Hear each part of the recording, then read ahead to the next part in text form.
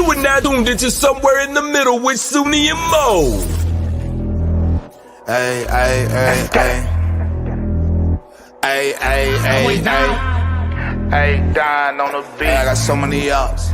Everywhere I go, I got so many ops. so many ops. I know they plotting against me. I know it's hate, they wanna kill me, but please don't tempt me, cause I got so many glocks.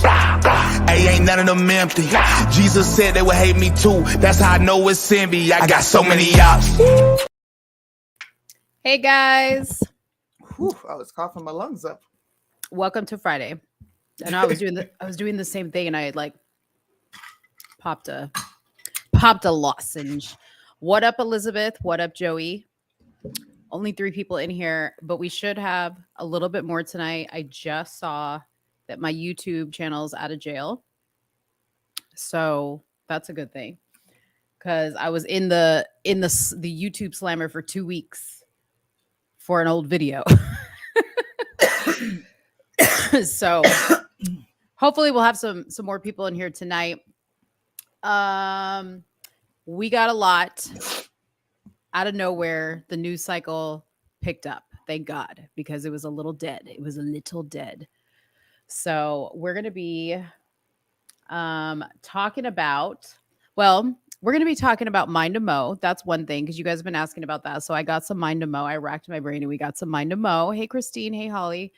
We're going to be talking about the 3, Christina. I think it's just, sorry, Christina. We're going to talk about 3 Supreme Court rulings that came down today, or was there was the school loan, affirmative action, and then the thing that businesses. We can say no to the flaggets. We can say no, basically. And we're not going to be like putting the slammer for it. So there was 3 wins, which I was like, oh, this is a good end to Pride Month, because we're also at the end of Pride Month. I don't recognize Pride Month. I'm just saying, it's Real the end. Christ, dang, I don't recognize no Pride Month. It's the end of Pride Month finally, like the longest month on the planet. Hopefully no more rainbows everywhere I look, but you never know. That's just never going away. Yeah. So they gave us a little reprieve in the Supreme Court. Then we're going to talk about, oh my God, my ear. We're going to talk about some entertainment news that's going on, some stuff with Roseanne Barr that I thought was interesting. Soonie and I are having a little debate in regards to some of the cases that we've been talking about. If whether someone's prior criminal record should matter. It always gets brought up, but does it matter? So we've been debating it offline. I think we've debated it a little bit on the show, but I mean, y'all can go ahead and put it in the chat. We Does can it what? matter, yes or no? Does it matter? Yeah, yes yeah. Put in the chat. Put in the chat right now. If you think, before we go into this topic, do you think at any time does a person's criminal record matter to a case, to a situation? Does it matter? Put it in the chat. Yes, it matters. No, it doesn't matter. Simple as that. In the meantime, I think was there any other topics I left out? No. No? Okay, good. In the meantime, go ahead and hit that like button, share button, tell all your friends, all your family that we're live. And we're going to get started pretty soon. Soonie's got good. Oh, do you want to share the news about your husband? I didn't know if you wanted to share. What are you talking about? The news about your husband, his promotion? Oh, yeah, my husband tested for tech and he got promoted. So we got sauced last night. I meant to ask you, what is tech? It's a step down from master. It's the last enlisted rank before you get to commissioned officer. Oh, okay. I didn't know what the ranks are in the Army, so I wasn't familiar with it, but that's cool. Very congratulations to him. It's not the Army. Get it right. We're not the armpit. Air Force. My bad. You guys say it loud. You guys are the smart ones, the Air Force. Exactly. Not so muscular, but very smart. do I need to pull my husband in here and like showcase? I'm not. It's not. What is it? You're being. What's the word? What's the word you always say to me? I'm not gonna tell you. You're being. The fuck is the word? Not situational. I don't know. Anecdotal. Well, I'm not talking about your husband. I'm talking as a whole. As a whole, the Air Force is known as the smart ones. Can someone teach Lopez how to fucking spell sergeant? Please. That's not how you spell sergeant. That's closer to Sargento cheese, sir. That is not how you spell sergeant. Lopez, you've been speaking a lot of Ebonics. Here we go with the Mister again. It's because It's Mister. you know where Lopez hangs out. He blamed the sisterhood for why he speaks Ebonics. He said this is what they call me, so I've accepted it. I said, oh Lord, now you coming in here spelling sergeant wrong. I don't know about you. Oh my gosh. Did you hear that? Sorry if you heard that. I have a lot of beasts in my house right now. I'm speaking Ebonics. Oh Lord. Oh Lord. Hey, I saw that you had a little debate with Mitch last night about affirmative. Well, not a debate, but you had him on your live about affirmative action. What did he have to say about it? I saw the clip that you sent me, but I didn't watch the live. Mitch is probably the one of the most dishonest people I've ever met. Mm-hmm. You saw the clip. Yeah, the clip that I saw was where he was saying that, let's be honest, Black folks are discriminated against based on by their zip code and something else and their last name. I'm just like, all right, so we're never going to get rid of any of this. We're never going to get rid of any of it. So it just is what it is. Well, you know what's funny about that? Zip code racism is right. What's funny about that is Mitch lives in a very nice zip code. And I don't know about you, but if I was a hiring manager and I saw the word Mitch on a application, I wouldn't think Black man. You know what I mean? Like that wouldn't occur to me. I don't know. We'll get into the discussions, but I think this is a moment for conservatives to relish, celebrate, and exploit. That's all I've been doing. All of my videos have been actually very funny lately. I decided to change my voice. Yeah. And like go real black on the videos, and it sounds funny with my voice all crazy. Show the one that I thought was hilarious. If you have it, if you can get it quickly. Sure. Is that the one? What was that? What was the topic of that one? Was it? Because you did a few in that voice with the voice. It was RFK. RFK, that's what it was. Okay, he was talking about the affirmative action, right? It was like his tweet about the affirmative action. Yeah. I said, conservatives. Yeah. That voice was pretty funny. So you can play that as the opener to our discussion. We'll start with affirmative action first. Want to start with affirmative action? Yeah, we'll start with affirmative action. Affirmative action has been everyone's favorite topic. I've never seen so many conservatives be ready to just ditch affirmative action. This is what I mean. When I say, hey, let's get rid of affirmative action, people are like, no, that's going too far. But now you're celebrating universities doing it. Like, why is it not so extreme now?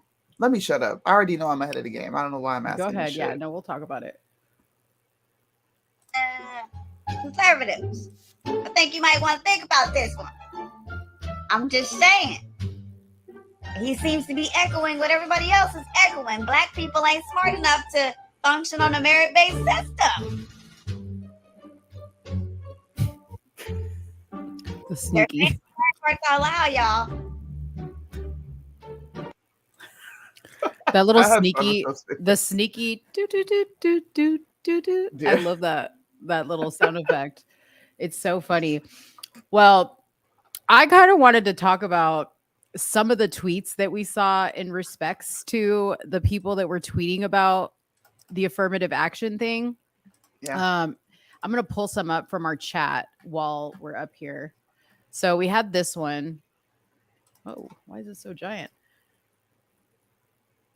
Okay, so this was from Nancy Pelosi. She said, every child deserves a chance to chase their American dream. Yet sadly today, Supreme Court ruling narrows access to higher education and crucial ladder of opportunity that it provides. Its impact will be felt immensely, diminishing hard-fought progress for racial justice. Then What are they talking this about? was probably the most like what the one that I saw the most people sharing was this chick Erica Marsh, and she like worked for Obama.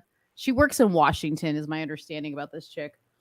She said, "Allow me to clarify this tweet." Oh wait, no. That was the apology. Okay. Today's Supreme Court decision is a direct attack on Black people. No Black person will be able to succeed in a merit-based system, which is exactly why affirmative action-based programs were needed. Today's decision is a travesty. Then she starts taking a lot of heat for that tweet. And she says, "Allow me to clarify this tweet, which is being manipulated for propaganda and misinformation by the ultra MAGA." The intention of my tweet is to highlight that prior to affirmative action, there exists a supposedly merit-based system for Black individuals to gain admission to colleges. However, these institutions employed racial profiling to prevent Black individuals from attending under the guise of this merit system. I want to emphasize that my statement in no way suggests that Black individuals are less intelligent than people of other races. So, Bitch, yeah. that is not what the fuck you said. You said that we would not be able to succeed in a merit-based system. That's Is exactly it. what she said. That's what the fuck you said. That's exactly what she said. Listen, I'm just going to come out and call all these people racist. I'm going to do what they do. Oh my God. Mhm. Dude, I was so petty yesterday. I went around screaming in Okinawa. Did you know niggas was stupid? I was doing this. I wish I would have recorded. I said, did you know niggas was so dumb that we couldn't get into school? Did you know that? Oh my gosh. I put on this song called what is that song? Lovely day when I wake up in the Were morning. you making a video, or you just were running around for no reason? I was live. And I stepped outside like, did you know Oh. niggas were so dumb we couldn't get into school? Like, bro, it is a lovely day. It's a You lovely know, day. this is the thing. As I don't think I benefited from affirmative action when I applied, because I don't remember filling anything out. I mean, of course, like when you apply, you have to like write some statement, when you apply to a university or whatever. And I guess you could imply in there what your race is, which you still can, by the way. If you really want people to know what your race is, when you do your statement of admission, when you're going into the admission process, put it in there if you want them to know. But I have never really understood the importance of them having to know your race when admitting you to a college, because previously it was based off of your grades and your testing, and now they're kind of looking less at testing, and they're looking at other things. So I don't know. I don't really know. But as a Latina woman, these tweets were funny to me in the sense that, why do they act like affirmative action was just for Black people? It benefited other races too. Asians, Hispanics. Because it's only been marketed that way. Yeah, it's So only that's why. yeah. It was That's why. It was interesting because it said Harvard applicants in the top academic decile have different chances of admission depending on their race. So Asians had a 12.7% chance, whites had a 15.3% chance, Hispanics 31.3, and Blacks 56.1. That was the Harvard merit-based system, affirmative action system. Well, like I said the other day, this is an opportunity to show and prove. Now, I would prefer people just straight go to HBCUs now. Go to HBCUs, go make those schools pop, go bring the funding there, go bring the sports there. We have the athletes. You are choosing to go to these, I think they call them PWIs. And I got some pushback when it came to that. There was a guy named Dope Panic who came on that discussion that you had saw me having with Mitch. And he said that we should not be advocating for Blacks to make this mass exodus to go to HBCUs, because it could send a certain type of message, which could trigger desegregation. It was almost as if he feared desegregation. And the way he was talking about the Black institutions, whereas as if they carry no weight, like there's no real merit if you go to these schools. You have to go to this school in order to function in society because of the system. And I'm just like, are you afraid to exist without white people? Right. I don't think Black people think they can do it on their own. Matter of fact, there's no thinking about it. This instance just exposed that they do not feel comfortable doing it by themselves. When you have to have your race considered instead of just your worth, your work, maybe you're not measuring up somewhere. Yeah. That's what I keep going back to. And this is going to show how bad the schools are, because these kids are going to be trying to get into these schools and it's merit based, and we're going to see how dumb these young people are coming out of school. Oregon, they're not required to have any sort of literacy, or what do they call it? There's no testing in math. There's no comprehension. Why the fuck would you take that out when kids are graduating? Like, they have to meet a certain criteria. So yeah, I'm happy that this is happening. I really am. I mean, I honestly, I think it makes things that much more equal because it's merit based. I mean, it should have always been merit based. I do want to highlight though that not every Black person was against this, you know, being ruled away. Basically, a lot of Black people were happy because these were obviously Black people that got into where they are in life, whatever school they got into, whatever career they have, they earned it. They earned and they worked their way to it. And I saw a lot of great tweets from, you know, a lot of famous Black people, just anybody who had a platform that thought, you know what, I don't really care. Like, this doesn't affect me because I got to where I got to because I deserve to be there. Yeah. This was crazy. When she posted this, I was like, I sent it to you. I was like, they need to take her phone away because that's ridiculous. Yeah. Like, in my opinion, like my belief, this is what I believe. This, with the Supreme Court ruling, showed how many racist Democrats actually exist. And I'm using the word racist in its correct context because they do think they're superior to Black people in so many ways. When you tell someone you cannot make it on a merit, you're telling them a lot without saying a lot. It's called an inference. I'm teaching my kids this for summer school. They're inferring something. It can also be labeled as an idiom. You can't possibly survive in a merit-based system. No. Right. No. Like, you won't even consider the fact that we're absolutely smart enough to compete at the same level as you. This just showed how many racist people we have in this country. And that doesn't mean that white supremacy reigns and all that. Like, I'm not saying that. I'm strictly talking about a mindset. There's like mad racist people in this country, bro. I mean, yeah, there's always going to be, but I think what upsets me more is like when stuff like this comes up and I post about it, or, you know, when we were posting about AJ Owens or any other case or whatever, I have these people that come into my comment box that are so dead set on the fact that there is this like terrible treatment of Black people across the board all the time. Like, it doesn't matter what it is, right? Like, if somebody tweeted something like, I'll give an example. The guy on the train, Daniel Penny, right? That chokeholded the other dude that was Black. Somebody said to me, that guy was racist. And I said, well, what proof do you have? Well, he had all these tweets that were racist. And I'm like, what were the tweets? And it was like stuff that I personally would consider ignorant statements, but weren't necessarily racist. Like, they didn't imply hate towards Black people, but they could definitely be viewed as an ignorant statement, right? So I said, so just because he put that, that means he wanted to kill a Black man for sure. He was out to kill a Black man. And he was like, yeah, he was racist. That's what it is.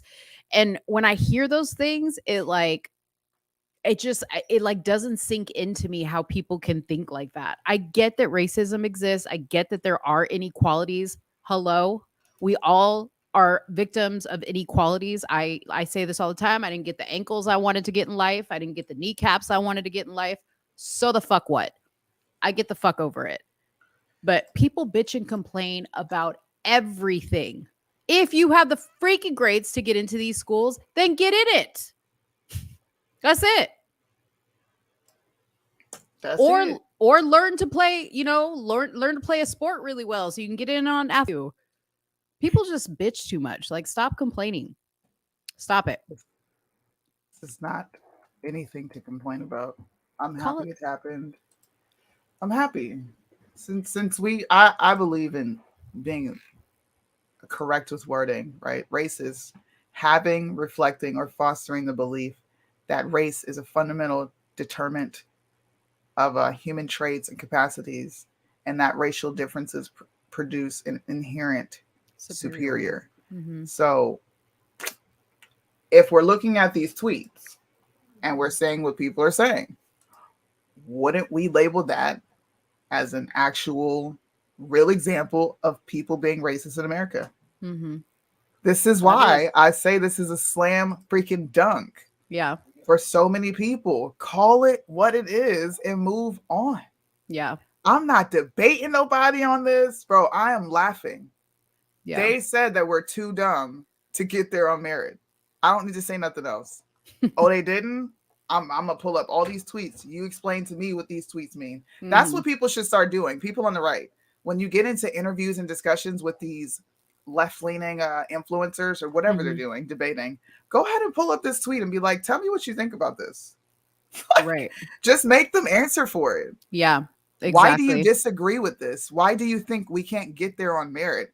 And then they run to what Mitch did. Well, they can be racist based on your zip code. Mm-hmm. A white person can live there. So how can they make this make sense? So at that point, then it's no longer black people being discriminated against. Then it becomes the entire nation.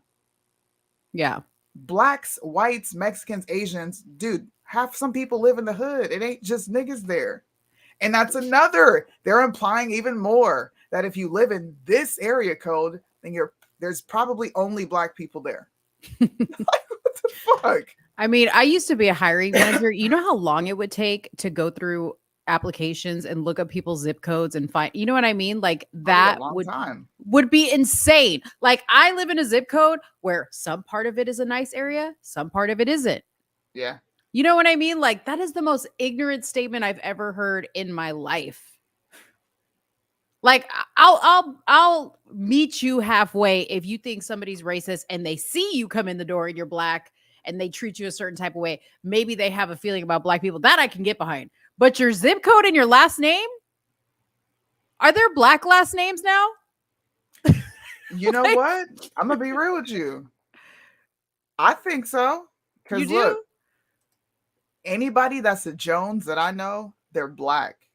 Anybody that's a Johnson that I know, they're black. But what if I marry a Jones and I'm not black? Then your husband definitely has to be black. I would never think he was white. Okay, never. Well, my name is Monique, and that is predominantly sometimes a black woman's name. I ain't black. They be missing out. They be missing out on this cute girl. What the heck? Hey. They'd be like, oh, the zip codes is racist, y'all. We can't get around it. Names and zip codes is racist. They can discriminate on every front. So why the fuck do we have these laws? Well, because it's minimizing it. How is it minimizing it if you are complaining as if it's happening at a massive level? Like, make some sense. I wish I could show you the clip from The View, but I really don't want to get our channel dinged. But if you guys got to go pull, I sent it to you, Soonie. I'm sure you took a peek at it, but The View, the women on The View are complete idiots. And what they had to say about this situation was crazy. Okay. Like, I can't stand Soonie. I can't stand her. I want to fight her. She will make rearrange anything about race. Bro. Yeah, she makes anything and everything about race. I would rearrange her motherfucking face. Yeah. Shout out to Supreme Court on this. They got it right. We should definitely have a merit-based system. There's no reason to be considering race in any of these things because then people really do get left out. Mhm. Like we already know, Asians have I guess the worst form of discrimination when it comes to these universities, and whites. So since it's happening to these two groups, and one group just so happens to be a minority, I think we should pay attention to that and say, you know what, this is not working. Let's just get rid of it. This is a celebration. Black people, stop being afraid to get out there and stand on your work, your merit. If it's there, it's there. If it ain't, it ain't. You can go fix it. If it ain't there, you could go fix it. But be honest with yourself. If you apply somewhere you didn't get in or you didn't get the job, is it because you black or is it because you just didn't deserve the job or there was a better qualification? Just be honest with yourself. It's not always racist. It's not always. I'm not saying it isn't. It's just not always. It's not always racist. No, I think it's very rarely, and I'll be honest, I do think very rarely is it a situation of racism. I think so too. Most complaints that we have in America is just simple prejudice. Mm-hmm. I think there's a significant. I think here I'll be honest. Probably 80% of this country is definitely prejudice. It's rare if you meet a person who doesn't have all those prejudices. But I'm in that percentage. I'm prejudiced. Yes. Like, I am prejudiced. I'm going to admit it. We all have it. We all say stuff, right? And if you say you're not, you're lying. Listen, okay. We all know where my prejudice is. I believe immigration should be fucking illegal, but that's another show. Yeah. It's another show.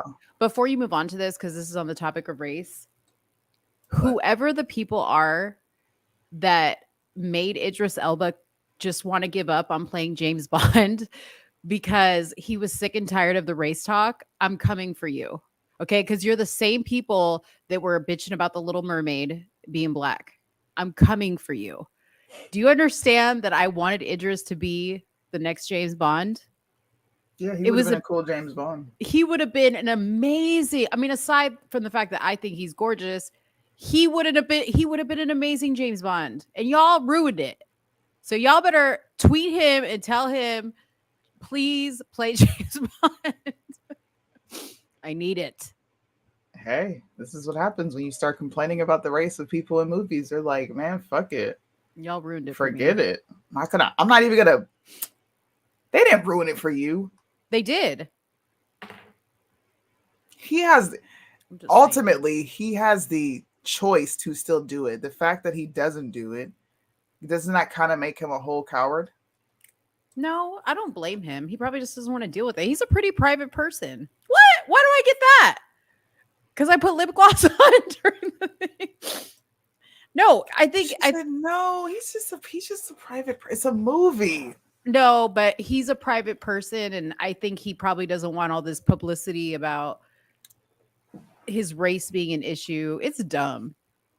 Okay, but do you think it's because people are racist, or you think it's because people are prejudiced and they prefer a white James Bond? I think it's because people are bratty and they view any change now as it's woke, especially if it's tied to race. True. I don't think that people are like, I think people are prejudiced, but I don't think it has much to do with race. Honestly, when it comes to these characters, I think it's more so they're afraid of the propaganda, the woke information that comes behind it. Mm-hmm. And that gets lost in translation because all anybody can focus on is, why do you care that they're black? Like, who cares that they're black? Yeah, but it's just the woke message behind it. Yeah. And it also gets lost in translation when they say you're blackwashing things. So it could look prejudice on the surface, but when you really get to what people are talking about, I really think they just fear everything being woke. God. But come on. And I think that's a dumb fear. I think that's a stupid fear. It's Idris. Blackwash me with Idris. Come on now. Next on the docket. I don't even want to hear your thoughts or what you got going on right now.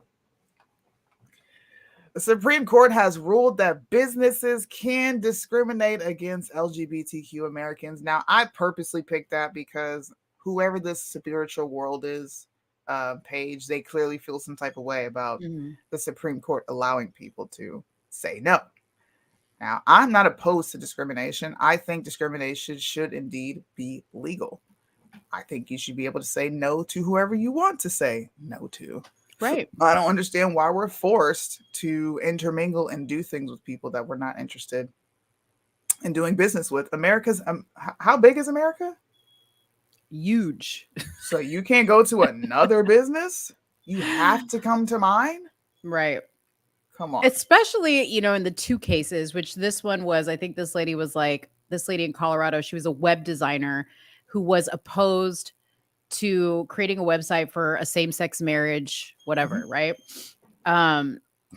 She challenged the state's public accommodation law, claiming that by requiring her to serve everyone equally, the state was unconstitutionally enlisting her in creating a message she opposes. And then before her case, there was that guy that refused to make a cake for that gay wedding. And it's like, how many bakers are there? Like, you couldn't, a cake is made with flour and water. Make your own freaking gay cake. Like, you know what I mean? Like, yeah. It's just, this one actually surprised me because I was like, this went to the Supreme Court? That's wild. It did, because they used civil rights. They used their civil rights are being violated. Civil rights again. Exactly. Why can't my rights are being violated? And then I understand why it went there. I'm glad it went there, because then you get to strike it down from the highest level. Like, you can't force people to serve you. Right. You can't. If I don't feel, I think I would be bothered, right? Like, okay, you don't want to serve me. And it's because I'm black, because I would never turn a white person away. Just I wouldn't. Now, for a job, sure. If I want a certain look at my place of business and I just want to hire all blacks, sure. But I just don't get what's wrong with discriminating.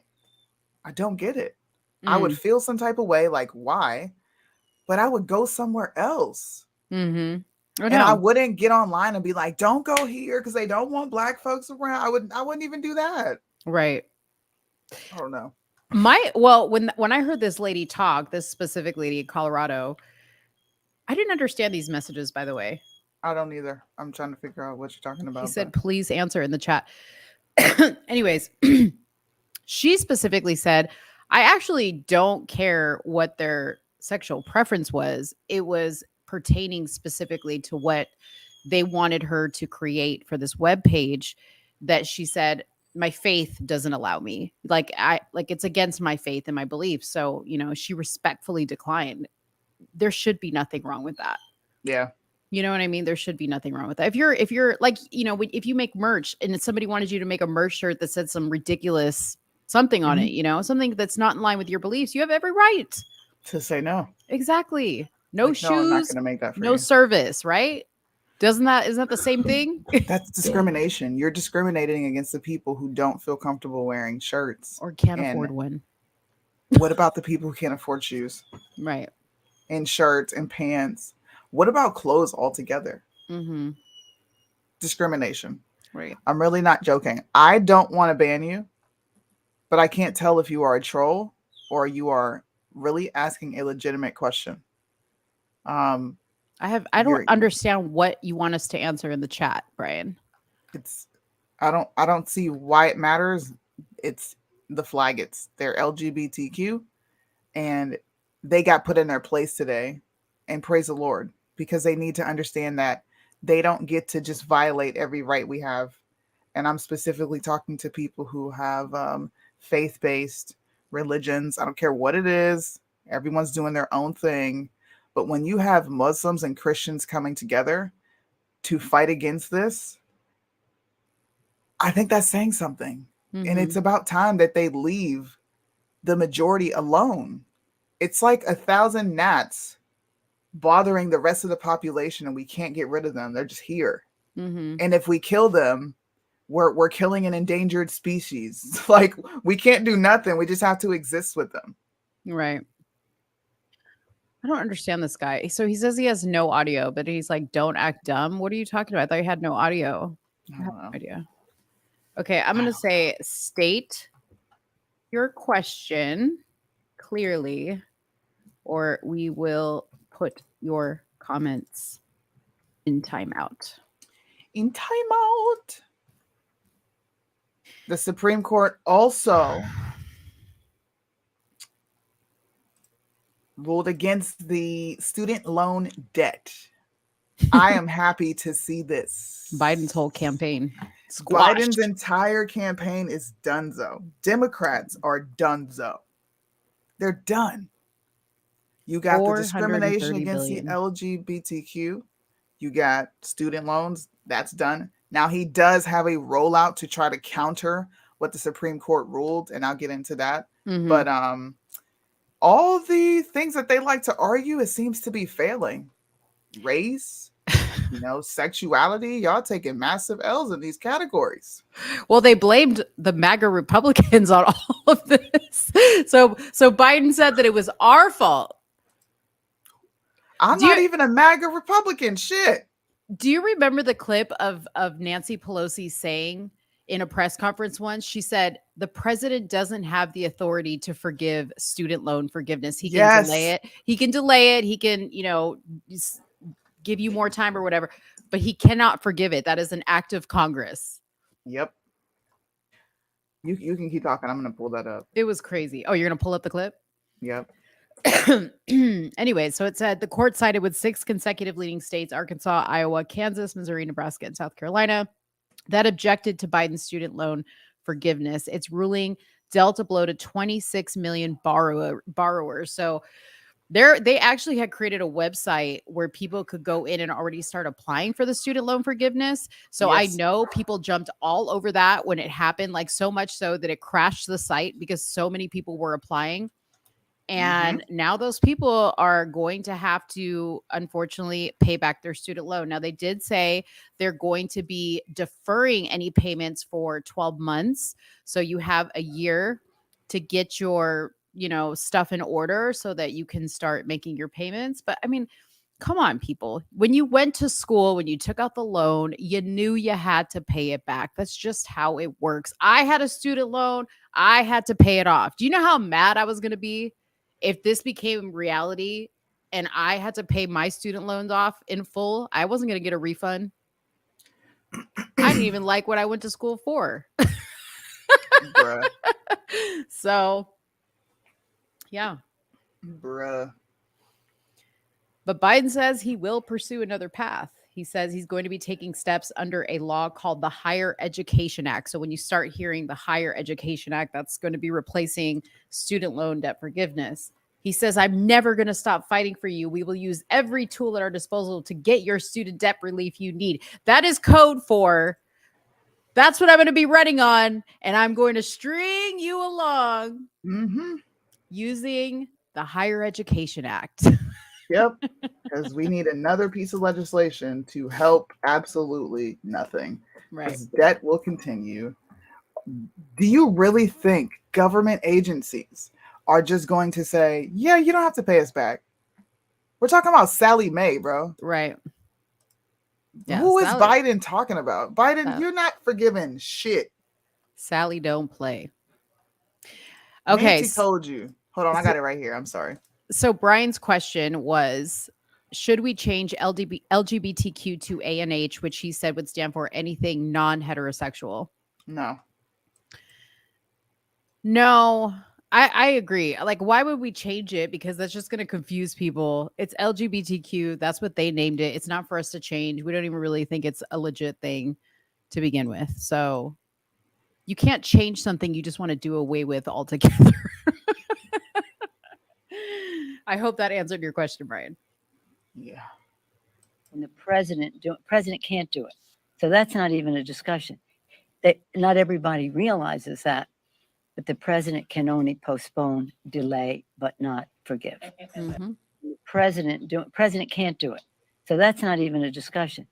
That not everybody realizes that, but the president can only postpone, delay, but not forgive. What? But the president is trying to forgive. But Nancy said you can't. So why are you trying, Joe? You Why guys, are you trying, Joe? the one time Nancy actually said something truthful. Let's give it up for Nance. I hate her fucking fingers. They Mm. irritate me. I wonder what she's Man. doing these days. You know, I was in her neighborhood when I was in San Fran. I was in her neighborhood. I meant to Google her address to figure it out, but Is it wishing death on someone when you ask the Lord, when are you coming for them? Is that wishing death on people? when are you coming for them? Yeah. I don't think it's. I would just say, when are you coming? Because I say all the time, Lord, you any day now. That's what I say sometimes. There's a lot of people that he needs to come for. Okay, not just. Unfortunately, But is it wishing death though? I don't know, because I might be one of them. You might be wishing for him to come get me, because sometimes I've never wished for God to come get you. I didn't say you wish, but I'm saying he may have to come scoop me up. Oh my goodness. If he comes scoops you, I would be sad. You'd be sad. Why? Because you're dead. What the fuck? What type of question is that? Why would you be sad? I'm so done with you. Did you hear what she just asked me? Don't be done with me yet. We have a lot to talk about. Next subject. Don't be using up your I'm done with you tokens, okay? It's unlimited. Oh, it's unlimited. Definitely unlimited. Next subject. Okay, so let me talk about Roseanne Barr a little bit. I know Soonie doesn't care about Roseanne Barr. Oh my God. Sorry. There was a dog fight. Okay. Did you hear that? Hey! Did that sound crazy? Yeah, I thought somebody was breaking in. I'm like, damn, it's about to go down over there. I'm dead. Okay. So first I'm going to read to you a little bit of this article from Variety, and then I'm going to show you the actual videos. Okay. Yeah. I have a theory about what she's doing, and I want to know if you agree. You'll be able to chime in with what I'm giving you here. So YouTube pulls Roseanne Barr's podcast episode for hate speech violation after she denies the Holocaust. Okay. So YouTube removed a video. It was a comedy podcast, by the way, in which Roseanne Barr, attempting to make a sarcastic point about internet platforms enforcing disinformation policies, made extremely offensive comments about the Holocaust. YouTube determined that the video with her shared on the comedian's channel, Theo Vaughn, violated its policies prohibiting hate speech. That's actually why my channel was gone for 2 weeks. So she said on a June 14th episode, Barr discussed how online platforms like YouTube have deplatformed people who spread lies. As an example, Barr said, the real truth was that President Biden won the 2020 election. And she said she was glad such policies were in place to remove content posted by election deniers. So she was kind of sarcastically saying, she said, there's such a thing as truth and facts, and we have to stick to them.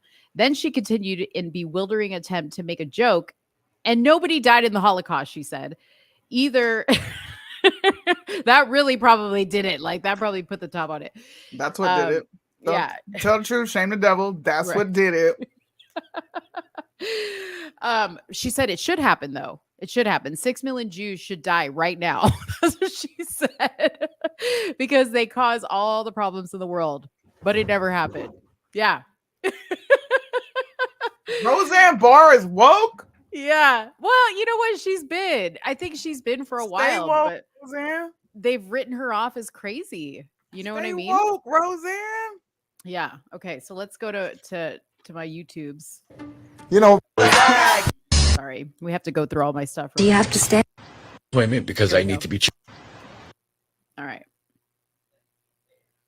You know what I think? You know, discuss amongst yourselves. If you don't agree, you don't really have to burn me at the stake for not agreeing with me. But let me just throw out one idea, and I hope that the hungry dogs in the street have enough meat as not to come after me for thinking and speaking. Love this, Soonie. I'm tired of it. But I have this to say as follows. And it's okay I say it because nobody lives the fucking thing I say, which is great. I'm tired of being monitored, and corrected and shit. Fuck it. I'm going to say what I'm going to say. Let's go, Roseanne. Trump, hear me when I say this. Trump is, in my opinion, the first woman president of the United States. Here's what she said. Do I have the other video? Yeah, here it is. Okay.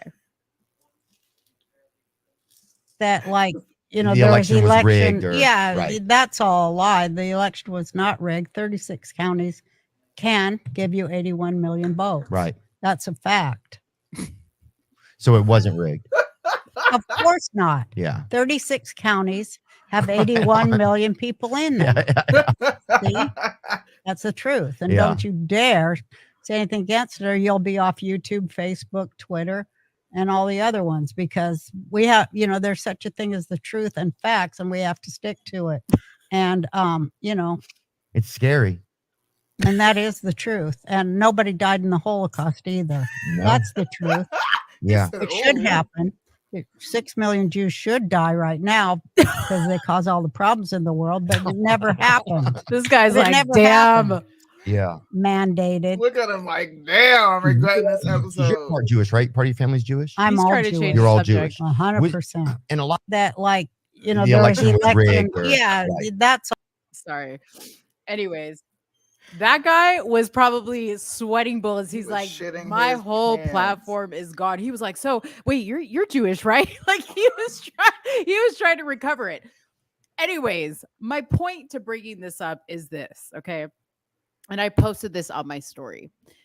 If you guys want to know the secret, okay, what she was doing was clearly trolling, and she was trying to make her point that you are censored for the things that you say, right? Yeah. But another lesson from what Roseanne's doing is if you are trying to go viral, if you're trying to get attention and likes and clicks, this is how you do it.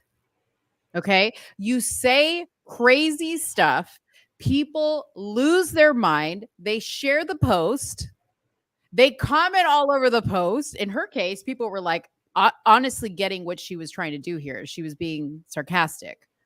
And then you go viral. That's the secret sauce, people, just so you know. So when Trump does it, Candace does it, Roseanne does it, your favorite little influencers, sometimes I do it, not to this extent, but sometimes Soonie does it. That's what's happening. And you guys fall for it every time.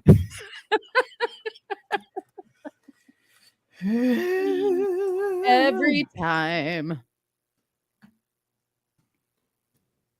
Anyways, what do you guys think? Anyways, Do you agree with me though? what? That like it was what she was doing. She was being sarcastic. She wasn't trying to obviously say the Holocaust didn't happen. No, I think she was saying it. I don't think she was, just because I've seen all her other stuff and she's typically not a denier of the Holocaust. You asked me what I thought. Why are you fighting with me? Because I'm just saying, I'm a fan of Roseanne. I don't care.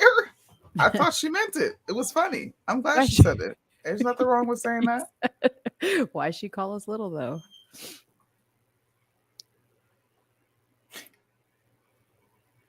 Hey, I'm not going to say anything about the Holocaust on here. No, I'll we save can't. it for Instagram and Discord. We definitely believe the Holocaust happened. We have to say the Holocaust happened. Jews are good. They are not evil. Thank you. Thank you. There's somebody else in here that, listen, we here. But she's We here. Jewish. Her mother's Jewish. So that's probably all the more reason that she's just like, I already know what y'all like. If your mother's Jewish, you're Jewish. That's another reason there's an issue with that. Why you taking after your mama? It's supposed to be your daddy. Because your mother has to be a Jew for you to be a real Jew. Wow. Sounds very feminist. Just saying. Hmm. Feminism. Next. What do we talk about next? What do we talk about next? What do we talk about next? What did we say we were going to talk about? Parkland. Parkland. Okay, guys. So a lot of people don't know that this trial was even going on. But yesterday the jury acquitted the school resource officer who failed to confront the Parkland gunman. If you guys don't know, the Parkland shooting was that shooting at the high school, and I think 17 kids died. It was like a massacre. They just concluded the trial of the actual gunman who was alive. Batshit crazy. I watched that trial. That trial was wild. Honestly, it's been a very sad time to watch both of these trials because I think this happened in 2018, and these poor families have been going through all these legal battles since then. And it's been really hard because you have to sit through these trials and listen to the gunshots and listen to their kids screaming in the background for their lives. But Scot Peterson was the school resource officer, and he was found not guilty of child neglect, which is what the charges were. There was also criminal negligence, culpable negligence, and perjury in a rare trial over police interaction in school shootings. Okay. So this happened in Florida. They found this guy not guilty on all charges. I agreed with the verdict, and I'll tell you why I personally agreed with the verdict after watching 5 full days of this trial. Is the state did not present enough evidence to prove that this guy knew where the shots were coming from. Okay. Why that is important is because they brought his the people that developed the training for the school resource officers in regards to school shootings. They brought that person up on the stand, and they specifically went through the training, and the training stated that if you are not sure where the gunshots are coming from, you are not to run towards the gunfire, only if you are sure in a school shooting situation. Okay. If you're the school resource officer, this is specific to school resource officer training. So Mr. Peterson, basically his defense did an excellent job of showing that when these gunshots were happening, Officer Peterson was the first to call in the code red, as he should, stating that there was an active school shooter. Initially, they thought it was actually, I think, fireworks or something like that. The building that the shooting actually occurred in was, I believe it was the 1200 building. There were several buildings. This occurred in the 1200 building. Okay. He stated when he called in to 911 that he could not tell where the shots were coming from. They played the call and you could hear the sound ricocheting off the buildings. Okay. Many of the students who were brought there could not tell you at the time that they knew where the shooter was because it sounded like it was coming from all over the place. Okay. Now looking back in retrospect, and we have the 911 calls from the students that were actually in the building. We have 911 calls from people that were outside, administrators, and blah, blah, blah, blah, blah. You can start to piece together all that stuff, which is how the public views it and probably looks at this ruling as it wasn't the right ruling. But as far as the evidence in this case, they did not prove criminal negligence on this man's part. Did he fail at doing his job? Probably so, to a certain extent. He did not do his job the best he could do, and he knew he didn't do that. He did lose his job. He may have possibly lost his pension as well. But I do not believe he intentionally ran or stayed away from trying to help those children after watching this trial. Soonie disagreed with me. Yeah, because this is an appeal to emotion. What do you mean? I was talking about all the facts, not the emotion.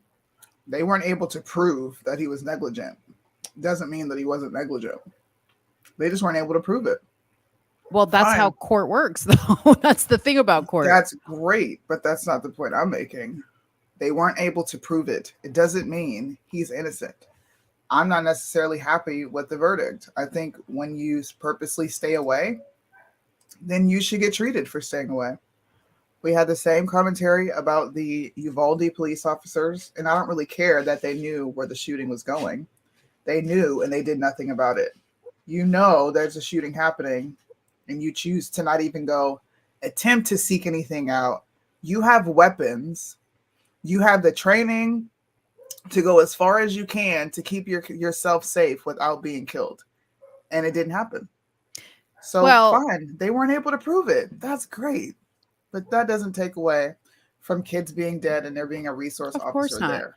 Of course not. And that was something that was brought up in the trial, that, you know, they didn't think that whether he could have run directly towards the building and knew exactly where the shooter was when they went through the timeline of how things occurred and where he was in relation to when things started. They do not believe he would have been able to make an impact, whether he got in there or not. You know, this is my struggle when people look at things on the internet, in posts, in clips, and then it goes to trial where people watch it and start to hear the facts and the evidence. That is how the justice system works. There is laws, there is facts, and there's evidence, and all those things come into play when it comes down to determining whether somebody should be held responsible and to what degree. If I had a loved one that someday has to face the justice system, I would hope that they would not be convicted on somebody's opinion of what they think happened. I would hope that the facts would come into play and the facts would show how I should be treated under the letter of the law. I don't understand that. How so? People have opinions. That doesn't change the verdict. But opinions don't matter. You have to prove things in the court. They do matter when you're talking public, about. Yes, not in the court. Not in the court. But that's a given. We know public opinion doesn't sway the court. But that's what we're talking about is the court. I just simply said they weren't able to prove it. It doesn't mean that he was not actually negligent. They weren't able to prove it with whatever information they had. People get off on shit that they do all the time. But because they have a fire defense, they get off. People have been known to kill. And I know you killed that person. They know you killed them. And everyone else around knows you killed them. But they get off. Does that mean they're innocent? No.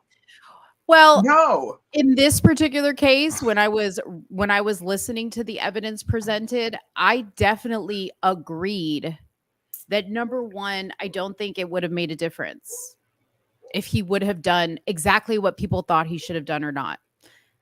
Number two, how he could have located this shooter, I don't know. You know, so Judy's bringing up OJ. I think that's a different situation, a different case, different facts involved. In this particular case, from what I saw, and they did an excellent job of presenting the evidence. Both sides really did a good job, but I will say the defense was solid probably 4 of the 5 days with their case against the state.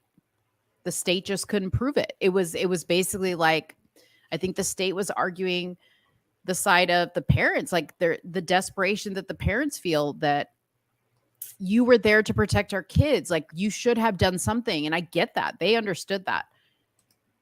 That's the part that I agree with them, that could he have done more? He probably could have done more. Did he do his job to the letter? Maybe not. But criminal negligence was definitely not proven. Excuse me. Can I speak? Like he wants to come on? Care. No, I'm saying this guy. He says, I disagree with your take on affirmative action. Can I speak? Sure, you can speak. Should we send him the link? Is he's wanting to chime in? I'll put it in the chat. I don't know if that's what he's asking. We're not even talking about affirmative action, though. Where is he in the show? He's probably delayed in listening to it. Oh, okay. Did or did not public opinion sway George Floyd's case? Absolutely. That was another case I watched every day of, and it was crazy to me because that was a case where the evidence was what it was, and I was like, oh, for sure they're going to come down the way they should come down on this case, and they didn't. The jury was afraid of the public backlash if they ruled that the cops were not guilty of killing George Floyd. That was a crazy case. Crazy case. He said no. I mean, yeah. To me, it doesn't change what I've said. It doesn't prove that the person is innocent. It just proves that the prosecution failed and the defense won. That's what court is. Court is a sport. Half the time they're in there arguing for people who are indeed guilty. So I don't give a shit about the verdict, to be honest with you. Fine, they weren't able to prove it. But I still think that was a piss poor job for a resource officer to do, especially when you're trained and you've been doing this for so long. But he actually followed his training. I'm talking about the extra step that cops are supposed to take. That's why you're a cop. You're not supposed to function like the rest of us, or else why the fuck are you here? Why do we have a military? Because they're willing to do things that we're not. Yeah. So if we're just going to have a bunch of citizens, then fine, be a citizen. And I get that. And you know what? There was a lot of military guys that actually weighed in on the case that I saw. And they were like, I have trained with guys that were badass, that were down. Like, you know, they were like, I'm ready to go. And then the time came and the human side of it popped in. And they said, you know, nobody, no matter how much training you have, no matter what you think you're going to do, knows what you're actually going to do when it's time to do it. Nobody knows. You can say, oh, I for sure would do this, but you don't know. They talked about it. They talked about how many police officers, military servicemen have frozen on the battlefield. And that happens. And that's, you know, that's the human aspect and the reality of it, that we as the public, when we're playing the Monday morning quarterback, can say, well, they should have done this and they should have done it like this. It's so easy for us to say, but we haven't been in that position. What about the cops who are echoing what the citizens are saying? Why are they always ruled out? To highlight the people that are offering excuses as to why they don't perform their job the way they should. But there's cops that are also critical. There's both sides. I heard both sides. So why don't we ever talk about that? We only bring up the conversation in which paints these men as, oh, they're human. Like, why? I don't get why we keep doing that in discussions. We know they're human, but they have taken on a position that regular humans haven't. Mm-hmm. So why don't we hold them to that standard? We always attempt to humanize resource officers, military members, whatever, when they fuck up and they do some crazy shit. Right. Why do we do that?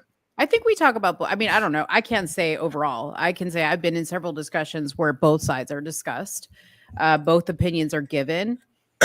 But I, again, as one individual, I do take the human aspect of it into some consideration.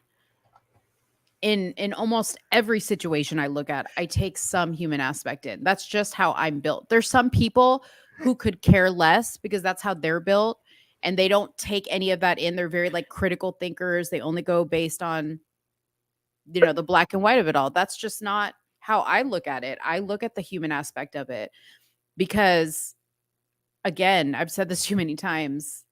I always relate myself. How would I think? How would I feel? So that I can give a real opinion, my opinion, not somebody else's opinion. You know, that's just how I think about it. Well, I mean, this segues into the next topic. Do criminal records matter? I think that when it is pertinent to the case, to the situation, it matters. So sometimes it might matter, sometimes it doesn't. We never had anybody really chime in on whether they thought criminal records mattered or not. They did. They voted. Oh, I didn't earlier. see. What did they say? You guys vote again. Put it in the chat. Do criminal records matter? When do they matter? Said was on Court TV talking about the case. I don't know. Said, come on the show. Thank you. Do not swear an oath to protect and serve if you can't do it. I agree. Okay. I agree. So I agree. Back to the question. Wait, where'd he go? Do criminal records matter? Yes. We have 2 yeses, 3 yeses.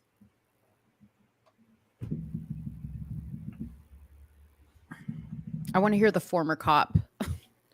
Cedric, do the criminal records matter? 4 yeses. 5 yeses. 1 no. No criminal records shouldn't matter because they go all the way back to your birth to condemn you. Joey said, I said yes and no. Depends on the crime and how many times they've committed criminal actions. I agree with that. LL Lewis said, oh, he already said no. Lauren Baker said yes. Okay, so the majority of the people that are saying yes to the question, you think they shouldn't matter, right? To the public? No. Mm-hmm. Because the only reason the public uses it is to make the person look less human, Mm-hmm. or to explain why an officer may or may not have acted a certain way, even if that officer is wrong. Well, there has to be a reason, right? Mm-hmm. So let's dig into their criminal history to explain why this situation happened, or the family's on TV and they're making him innocent and the media's doing this, and the first thing you do is go grab their criminal record. We're not a part of the solving process. We're not a part of the investigation. Mm-hmm. So why it matters to us, outside of I'm going to prove the media wrong by trying to make you look like a piece of shit. Mm-hmm. That's all people are doing. So this came up in the case of is it Carlisha Mm-hmm. Hood? So Soonie and I were talking about Carlisha Hood, and I said, hey, did you see that people are posting that now they have found out that the guy that punched her had a criminal record? And I said, well, in this case, I don't get how his criminal record matters right now, right? Because we're not necessarily discussing him, because we saw what he did, he's dead, and we heard some of what he said. What we don't know is her connection to him, what they said, what she said to him, how this whole thing popped off. We're going to have to pause this for 1 second because that we got the person equalizer. is here. Okay. Yeah. Hi. Hello, What's hi, up? good evening. How you doing? How you guys doing? Good. How are you doing? Great. How are you I'm doing? good. I'm great. Thank you so much for having me. You're No welcome. problem. Yeah, I know I came like very, very late. You guys was discussing like 40 minutes ago, but I just want to, if I could speak now, that'd be great though. Sure. Go ahead. I appreciate it. Yeah, so I pretty much have seen like you guys take on the whole affirmative action issue, and I vehemently disagree with it. I think affirmative action really helped certain minority groups of all races who are not really receiving, who are already being discriminated against in schools towards receiving admission. I think like it helped the general, like people who were being discriminated against based on their race, at least to increase the percentage of them going. So it didn't really solve all issues. It helped. It helped out a bit, but it's still gaps and things that affirmative action did not solve. I was looking at the Ivy League schools acceptance rates by race, and Caucasian white Americans were around like I think 60%, Asian Americans around 25%, and then Hispanics and Black people had around like 4% each. I think this measure, and that was also the same thing in terms of the faculty at the universities as well. around like those kind of numbers. So I Mhm. think once you have like removing affirmative action now, those numbers, those 4% numbers were already low. But removing affirmative action now, I feel that is gonna make things lower. Make that low rate that's shocking, that's even shocking, even lower. And I know like some people are saying about merit that like in this space, college admissions, that everything should just be based on merit, merit, merit, and merit. Um, to a degree, that's understandable. It has its place, but what about in areas that people are not like people who have that merit are being completely disregarded? With this rate at 4% now, if it comes lower, is there going to be any? Shouldn't there be any changes or programs to help that number increase? Like even now, I'm an African American, so that's like the perspective I notice. I'm really going to speak on. I know to speak on the Mhm. schools in our community, in the most African American communities, like most of them are dilapidated, and the few ones that are good in my city is only like 2 or 3 good schools, high schools, and the rest, a lot of them are closing. A lot of them are underfunded and under standard. So there's not really massive like good enough social funding for those schools to be afloat. It just left to dilapidate. And people who are making this argument that it should just be based on merit, and that's like the main criteria that we're looking at. What are these schools? They shouldn't receive like any incentive, so people should not receive any incentives across the board. I don't think it's right. And even in this case, I heard like certain criteria like gender was not removed. Certain things like alumni status were not removed. Certain things like wealth, wealthy people, like people who donate big donations to universities and have in order for their kids to possibly attend. That was not removed. Why is only race being removed? So I think affirmative action really, it didn't solve everything, but it really helped out a lot. I think that things are gonna, those numbers that we see for minorities across the board, I think those numbers gonna go even much lower in the years to come. Thank you. So I think that's a very surface level understanding of why they would go low. I think that's an easy excuse to say, well, the number's going to drop because now the race isn't on there, and you are kind of openly stating that Black people don't quite measure up and we don't test well, nor do we perform well when it comes to reading, comprehension, literacy, or math. You're already saying it without saying it. So does it really have anything to do with race? Or is it because the education system is fucked up? Yeah, yeah. I said like two sides of it. Part of it is that like the people who are like you're saying about like underfunding and like the test scores are not being up to par.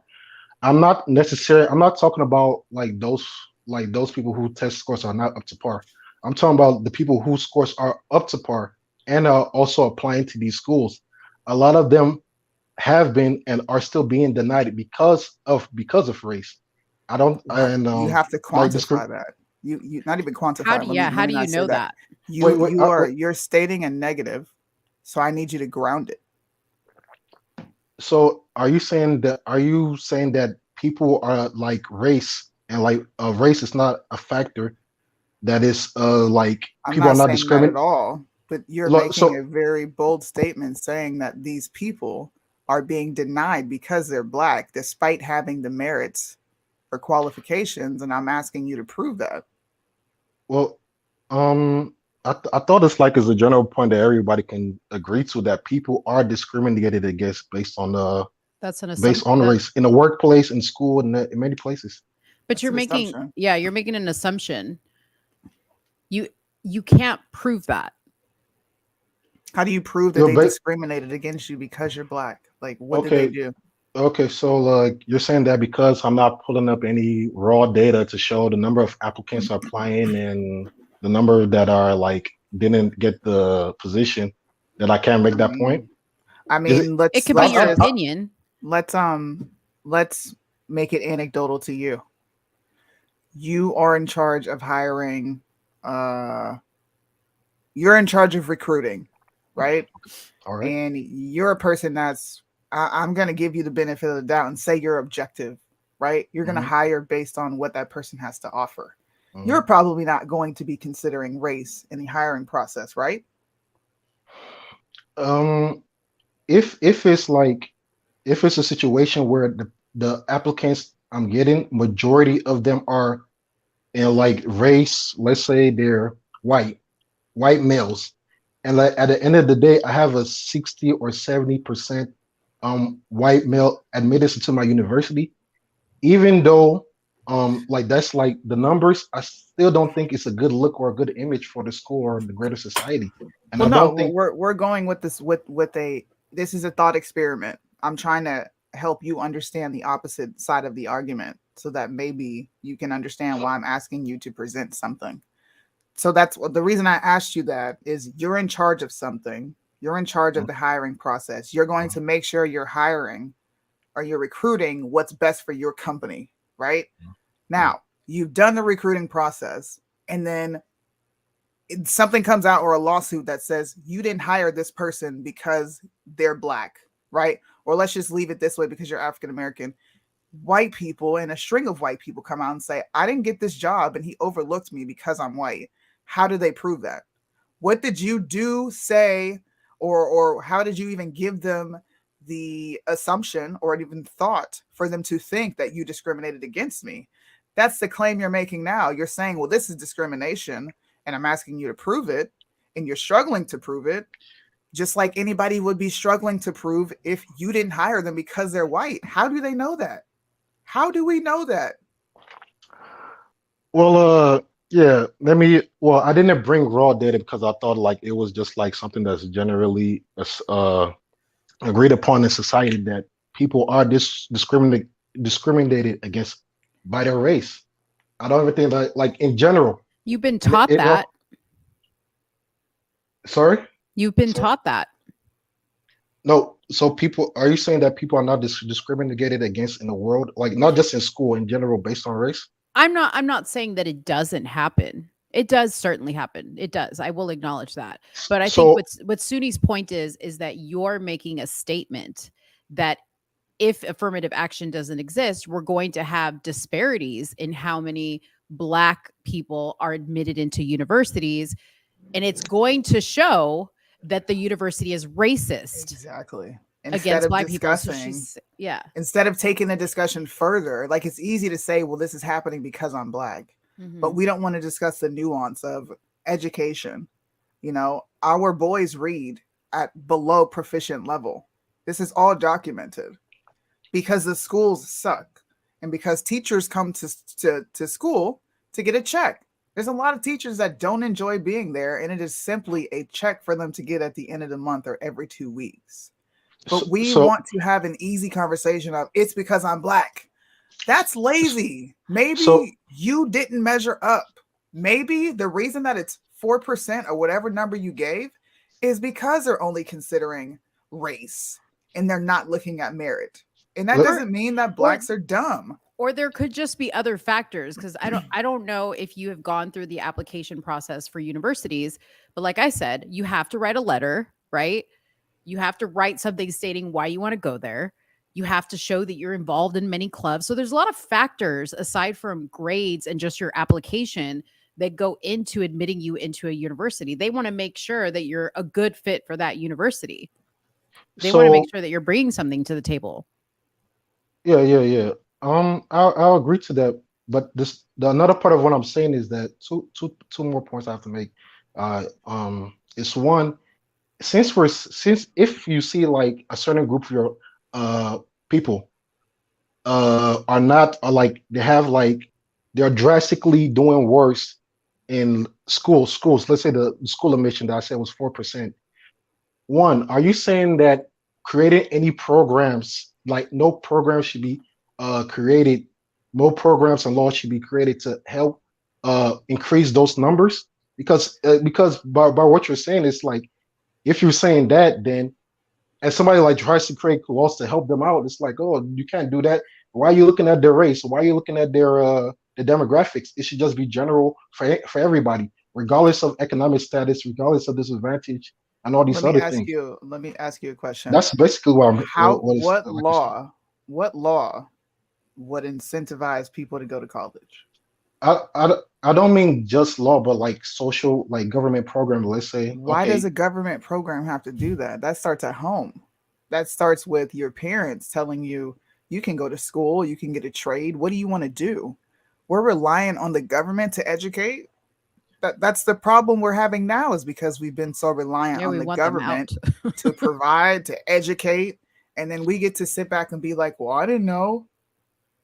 but yeah, but they have like a. I'm talking about the role. Like everyone, every sector has a role, but in terms of their role, like I again, are you saying that like people who are in that position should not receive any programs, not just laws, but like programs to help them in their situation they're in that We kind of have There could programs, be, we but there could have be white laws. people in those same situations. right. So are you saying that because like a certain program is specified to a person of their race or their gender and different categories like that, it should not exist because by doing that you're discriminating against every other race or every other gender or every other creed, nationality, or religion? Give Should, me an should, example of the programs you're talking about, like financial assistance. let's say like government funding for schools. Let's say like I use like uh some African American communities in urban areas where their schools are underfunded, dilapidated, closing. If someone says, I want to create a government official, say, you know what, I'm either from the state or federal level, and says, you know what, I see this problem here. The people have complained to me that this is a problem, and I want to give a grant to the school system of $50 million grant to help in infrastructure, education, after school programs to help out. Are Have you you? saying that should not exist because of they're specifying it to somebody's race? Well, let me ask you this. This is a proof that that doesn't necessarily fix everything, right? Are you But should you do it? familiar? Are you familiar with Jackson State University in Mississippi, an HBCU? I believe I've heard of it. Okay, do research on them because they're actually in a lot of hot water and they are a primarily Black university. They're a HBCU. They're in a lot of hot water for how they mismanaged all those great funds and incentives that you're talking about. Okay. So to So me, they should have just stopped because of certain things like that. That no no, programs. That's my general question. no, they shouldn't No. stop. These Should they exist? programs already exist. Should they exist They based on? already do exist. It's But not my about what it should be, it's about what it ought to be. And what is is these programs already exist. It's a matter of reallocating funds. School districts get a lot of money. Some states get between 20 and 30K per student. Like, they're not broke. I They would just disagree don't with want that. to allocate funds to where they need to be going. Mhm. That's a problem with the school district. Yeah. I think if there's going to be programs or the ones that you're talking about, I think they should go directly to the person that needs them, not the school, because Exactly. that's when it goes to the school, it's provided by the government and then choice. it's mismanaged, right? Nobody's checking where the money's going or that it's going to the right area. So that's why having less government involvement in things like this is better. So should there be more programs? It'd be nice if they could be directly allocated towards the people that need them, that need the help. Right. So if if they do away with affirmative action, that's fine. They still have these programs in place, whether they're going right now, they're going to the school, but they also have some programs that go to the student. Okay. They haven't done away with those things. So there's still programs to help students in underserved areas or people that are wanting to go to school in underserved areas attend these higher education institutions if they so wish to and have the qualifications to get But accepted. creating another program is more government spending. We Yeah. don't need more government spending. We need government to spend correctly and responsibly. They need to reallocate funds. They're taking money and stuffing it in their pockets, bro. They don't give a fuck about our kids. That's why they're graduating them at very low rates and requiring so little. You're allowing students to graduate when they can't do math or read. And then forget the merits. Just look at their race. Don't factor nothing else in when you're allowing them into these universities, and then they take out these crazy amounts of money as loans and they can't pay them off, and then we complain about poverty and people living paycheck to paycheck to paycheck. At some point, we have to put a stop to it. At some point. So we keep asking for government intervention. How's that helping? Does it make you feel good as a Black man that a school would accept you solely based on the color of your skin so that they can meet a quota to get their budgetary allocation for the year? That's such a slap in the face. Because you know what happens is what they do is they bring kids who don't have the grades into these schools where they're next to kids that do have the grades, right? Black, white, whatever, Asian, whatever.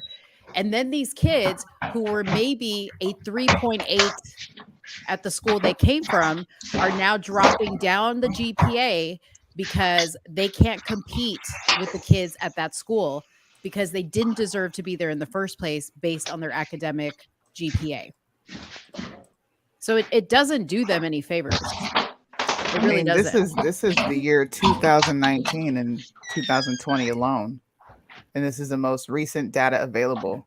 Spending for public schoolings, K through 12, totaled at $771 billion. Like, what the fuck are you doing with that money, and why do you need more? That's a lot of money going to education already. Why are these students still failing?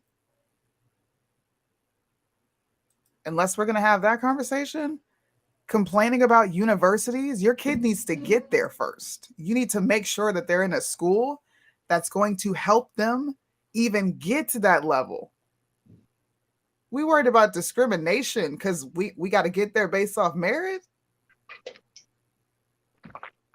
No, bro. Are you in school, or do you have kids that are going to school? Like, why does this particular issue interest you? Well, because I'm an African American, so like any situation that affects African Americans, of course. Here, let's do this, Mo. Really? Let's have him react. Wait, I'm not saying that I'm only concerned about African American issues and then any other issue in America that I don't care about it. Yeah. But you care more about African American issues, what you're saying. Well, that's what I'm going to be more focused on, and most people tend to be more focused on their demographic issues that relate to their demographic. So I'm going to pull this up, and I want you to tell me what you think about this tweet.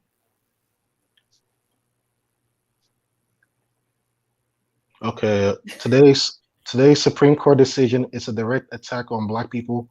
No Black person will be able to succeed in a merit-based system, which is exactly why affirmative action-based programs were needed. Today's decision is a travesty. Do you agree with that? Oh, you took off the tweet. Put it back up there. Yeah, can you pull it up so I can analyze it? I would agree with the first sentence and the last sentence. The second sentence, I think, is like actually counter. That sentence is like part of a problem, because saying that no Black person will be able to succeed in a merit-based system, I think that's very, very like this. Like she's with that statement, she's going to the same group of people that she's saying that she's attacking, that she's against.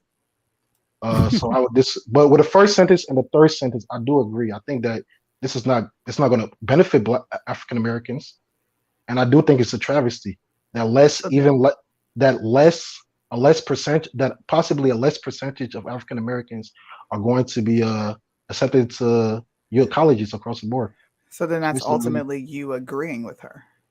I don't agree with the whole statement. I just agree with the first sentence and the third sentence. But her saying about merit, again, I believe that people are African Americans with high scores are applying to some of these colleges. I said Ivy Leagues, and they're just, because of race, they're looking at their race and say, you know what, we're gonna like cut down on some of the numbers there. Like even some Let Asian me ask American, you something.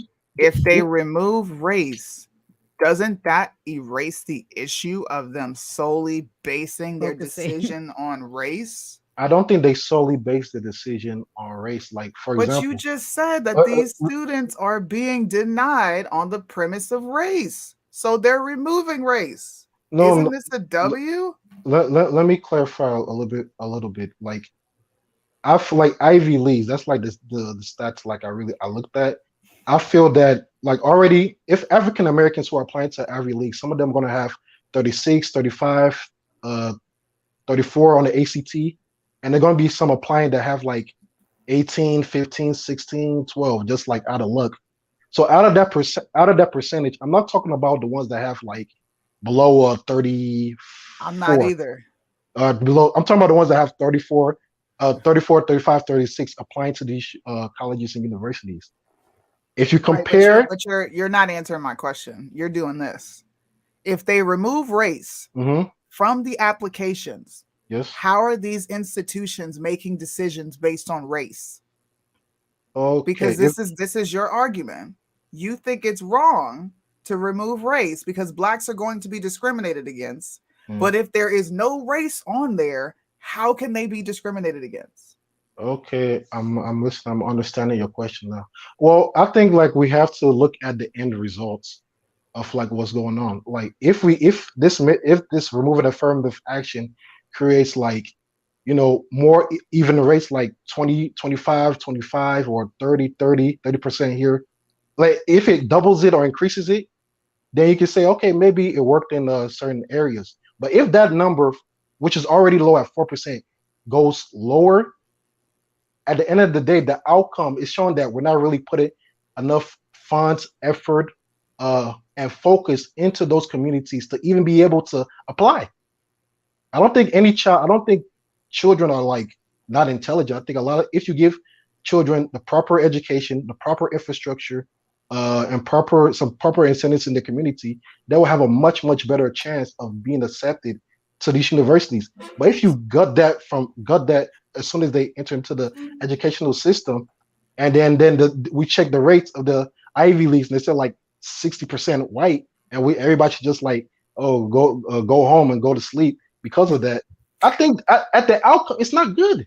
I don't see how that's good at the end of results. So if they remove race and it's still like these numbers or even worse, we still haven't really fixed the problem.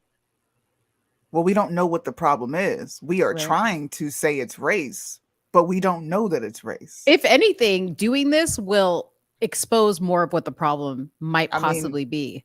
Exactly. Because you're removing any, like Soonie said, you're removing. You don't disagree. You came up here because you was in your feels about, I don't like this. You don't disagree. I disagree. No, you don't. No, I think, you know what? No. What's your name? Because I can't call you the equalizer. We're just not going to do that. What's your name? John. Okay. John. Okay. I actually like you, John. I think you're a reasonable person. And I think that you can probably understand better if you were a little bit more aware of the intricacies of this, like Soonie was saying. So and looking at it a little bit differently, I think you might understand what she's trying to say. Because did they remove? They didn't remove gender, right? Like gender is still like a factor that's determined in the right. But people aren't. That's once again that's moving the goalposts. We're solely focused on this affecting race. If they're removing race, you can't rule out blacks if they're removing race. So they should have also removed gender as well. That's moving the goalposts. We're not discussing. No, I'm asking because if you're going to remove one criteria as a measure, well, what does that matter? Remove all of them. What does it matter when people are identifying with whatever they want to identify anyways? So you're not even getting a fair sampling. I'm not saying don't identify as whatever you want to identify as. I'm saying that if race should not be a factor when you tick that box for your college admission, submitted your letter of you want to be accepted, then gender should not be a factor. Well, alumni status should not be a factor. Donating, parents who have big money making big donations to universities to influence whether the probability of their children being accepted to colleges, remove everything. Don't just remove race. Remove everything. You And know, if that sorry, go ahead. you could do it, but like Should I you? said, you got to write that statement. Should And you if remove you the don't write that gender? statement carefully, if you don't write that letter to the college carefully, you're gonna give away all your chips, John. Okay. Oh, okay, you're good enough for your Don't chips. listen. Yes, I could read a letter and be like, "This is a woman." I could read a letter and be like, "He's black." You can tell. You know what I mean? But even like if you're just telling a story, I grew up in this city. This was my life growing up. You could make all these assumptions. Like we're getting crazy. Should we? Yeah, we should. I guess we should also remove scores while we're at it too, because Well, I mean, what? It's discriminated against people who have better scores. I don't think it should be only one factor. Remove all of them. Let me ask you a question. Why not? I think they Let already me ask did you it a too. question. If you could have a scenario in which you could hire an all-black staff, would you do it? Oh, you know, John would be like, the blacker the better. All black staff. All black staff. I think if we do that, if somebody does that, they're still gonna in America. They're still gonna be missing out on talented people who can really help their company. So I would not do that. Wow. I would not do it. I would not. I'm some serious. I'm serious. It could be somebody. It could be like I don't know a white guy that comes to my company and applies, and like he's cool. You hire him. He's cool. He helps the company. But Everybody should likes I him. be able to do this? Should I be able to have an all-black staff? If the majority of the people who are applying to your organization are black and you hire them, I don't based on like the job numbers and everything, most people will not look at that as a bad thing. Like, but the unemployment rate for black people is so extremely low. Anybody that does that, I think they'll be going to be receiving some prizes, some keys to the city. If like they hire people, hire a lot of if they do that. Even if they do that, I don't think that's going to be like send them to court, racial discrimination. I don't think they'll do that. Like you have organizations like the NAACP. It's for black people. But there's majority. White people that work there. I'm pretty sure if you look there, you're going to see all races. There's white some people kind of, that work there, sir. It's not all black. I'm not saying. I didn't say that's a bad thing. But so you think we should be able to have all black organizations then? Yes or no? Yes. You have all. Then you believe in discrimination. Okay. By that, then let's just say, you know what? Nobody's an American. All of us are humans. You can move anywhere, do anything. Yes. Why not? Goalpost like a bug. Why not? Why not? Just because I have an all-black staff doesn't mean that white people don't get to come shop with me. Does that mean so? Does somebody go to court for that? Like somebody would if there wasn't. Should they? Nope. See, I'm about to catch you because if it was an all-white staff and a black person came there to apply, you would want them to go to court if they denied them. Yeah, if you look at again, it goes to my point where if some people are like, it's certain people in this country that America really didn't do them right. I'm not gonna in certain things, and they receive. I'm not even talking about African Americans. Are you a real African American? Are you a real African American? I am. Hey. Okay, so you're from Africa. Okay.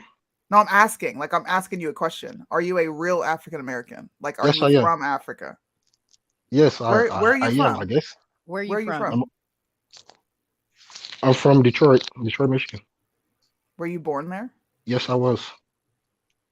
You have a little bit of an accent. You sound foreign. Yeah. Yeah. My family, I came from a military family, so like they travel a lot. Yeah. Okay. Okay. So that's what like so then you black. You ain't African American. Okay, I mean, potatoes, potato. It's still a potato. Whether you call it a potato, whether you call it a potato, Hey, it's that's still what the the same thing. admission advisor said when they didn't accept you into the school. Potato, potato, dog. They did not. Potato, They did potato. not. You shouldn't have They did started not your say that. You shouldn't have I started your wish they letter did. out. You shouldn't have started your letter out with some people just have it a rough life. She said, "He Hey, black." that no, that probably would have worked. That probably works. Probably works. Oh Although I man. didn't need it. You're It probably funny. works. I like you, John. I think you agree with us. I don't. You do, because If you said if hold on, because you legitimately said, "Oh, now I get what you're saying." If they're removing race from the remove application and you don't get to move the goalposts and say, "Well, why don't they remove gender?" We're not discussing gender, we're discussing race. and the end If result is the they're same. removing it, you don't know the end result. If You're the making an assumption of what the end result will be. You haven't even given it time. And wait a minute. And before the end has came, you have already prescribed why the end happened. Who tells the story that way? wasn't it a problem before? I mean, before affirmative action, I mean, it was a Oh, problem. let's go way back into time. We're gonna pull out It's slavery and history. all that. That's where we I'm going. We're going to Jim I think it's Crow. like only like 40 years old or something. See, this is what we do. This is what. Listen, If you check before, I'm about to go nigga on you because I'm from PA. Oh no, You're from oh no. Detroit. We Right. ain't We too don't far got from each other. do what you want. Do what you want. Listen, bro. Go ahead. Niggas is in a cycle. We stuck as a motherfucker. No debates. I asked you how we got from A to Z, and you skipped all the letters and was like, "Fuck it. I just know that Z is at the end. I don't give a shit what's in between." That's what you just told me. You already know what's gonna happen before it happened. That's crazy. I'm already said it before affirmative action. We already had it, so we already seen the effects. We already saw it, and it was even the numbers were even worse. It's So the you truth. still think America's racist? Yes, I think certain parts of America. I think America is racist. It's not as bad as before, but well, it's still extremely bad. Let me not even say that. It's still extremely bad, and like people who Somebody come and look at this. Look at this. what you're gonna talking about opportunities and all that stuff. It's still discrimination in all those things. Whether it's the job force, banks, bank loans. I mean everything. And let's say that none of those things existed, and like let's say none of those things existed, and the situation is what it is right now. Again, should you not create some programs to help those people in those situations? I don't see how that's discrimination by saying somebody who's not doing so good, you help them out. You help them out, they'll help the people around them out and help the whole country out. Boost the economy, boost our image in the world. I don't know if you believe in God, but I think that's what God wants us to do as well. Have you personally ever been discriminated against because of the color of your skin? And if so, tell us the story. Directly and or indirectly. Directly. Directly. Yes. I would say yes. Okay. What was the Yeah, it was basically I was applying for a job outside of Detroit, all the way in like I think around Minnesota somewhere, around Minnesota, a farm job. Mm-hmm. And one summer, and I was through Craigslist, so I pretty much we exchanged contact, and he said, "Okay, this is my number, call." And I called the guy, and then we got to talking. Everything was going good, but like he just brought up some kind of question towards my race. Like he wanted to know what race I was before like he could hire before he can hire me. That's the kind of questions he's answered. I just like. And did you know that that's illegal for him to ask you that? And did you say that back to him? I said a mouthful. I just like I just cut ties. If not, I probably would have done something else, like legally, I mean, bring up a suit or something. So but see, but it does happen. That's a direct quotient. But like I said, I live in Detroit, and it's just so much things that people are not being helped out here enough. I live in Detroit every day. I'm here. I'm there every day, and people are not being helped out. And just people are just like saying, "Oh, whatever. We live in the suburbs. Whatever. We just drive across the freeway, we travel across the bad parts of Detroit, Highland Park, from Ferndale, and we just drive from Ferndale. As soon as we get to Ferndale, we get to the freeway and we're downtown, and nobody cares. And then that's the reality of the situation, and it's not right. Well, next time you get asked on a job call or interview what your race is, don't go off on people, because you just basically he was what asking. they thought. Okay, hold on. If somebody asks you that, because I used to be a hiring manager, say that is not a legal question for you to ask me. Can I ask why you're asking? And then after that, what do I do after that? Well, then they should tell you why they're asking. Yeah, but It's an illegal question. It's an illegal question, so you don't have to answer it. And if they tell you, well, I'm asking because I'd be curious if the guy would have said to you, well, because I just don't hire Black people. Or he could have said to you, well, I have a high Hispanic, population here at my job, and they all speak Spanish. Would you be comfortable there? That could have been what he said too. He still is not in legal right to ask you the question. All right. So the point that the fact that he even asked me that question, need more be said? Do what? Is there really any other need to ask further? Oh, why are you asking me that question? Why, if everything was going good beforehand, and he just say he needs to speak with me and figure out some details, and as soon as we get to that point, he asks that kind of question and he gets the response, and then everything just goes down. His whole mood and everything just changed. Why do I need to? Even if I do ask him that, he could just say, "Oh no, it's not." Throw up one excuse. But the fact that he asked that question, that's the nail in the coffin right there. Well, you said earlier that you thought it was okay for businesses to be all Black if you wanted it to be. So maybe he was asking because he wanted it to be all one race. You said that was okay, so you shouldn't be insulted by that. I said that people who, if somebody has an all Black company or majority Black company, let's just say majority Black, all Black, and that's the status of the company, they should not be taking. I don't think in general, most people, nobody will really disagree that those people should be taken to court because of that. And if they do agree to that, well, I would say, okay, if you have a country specific group that you're a part of, and you're excluding other people who are not from your country, they can bring up the same argument, but no one does that. And I don't think African Americans would disagree with a French American group being there existing. I don't people don't normally disagree with those kind of things in those kind of situations. Do you? I mean, do they? I don't think so. So I don't think that's racist to have an all Black company. With employment rates. But is it racist if you have an all white company, an all Hispanic company, an all Asian company? Would that be racist? Why you even got to think about that? It should be the same answer. It's a lot of factors, because if it's an all majority, let's say the city is 90% white. Okay. It's certain towns that are 90% white, and then John, yes, you're sounding a little racist, my friend. Okay. Oh wow. Okay. You actually do sound racist, because you're saying it's different rules for Black people, but if white people, Hispanic people, Asian people want to do it, there's different factors that need to play in. That's what you just said. Again, so the same thing that you're not wanting the universities to do, you're doing. I'm not. You are. I'm not. I'm saying that if you help out somebody who's not doing so well, it's not bad. That's not what I was talking about, though. That's in general. That's what I'm saying. And if you feel like not helping out somebody who's not doing so well because they don't meet the qualifications, is that bad? A lot of people who want to help them out. And some people don't. That's not good. That's not good. It's not good. They can do it, but it's not good. John, you getting all the sound effects, man.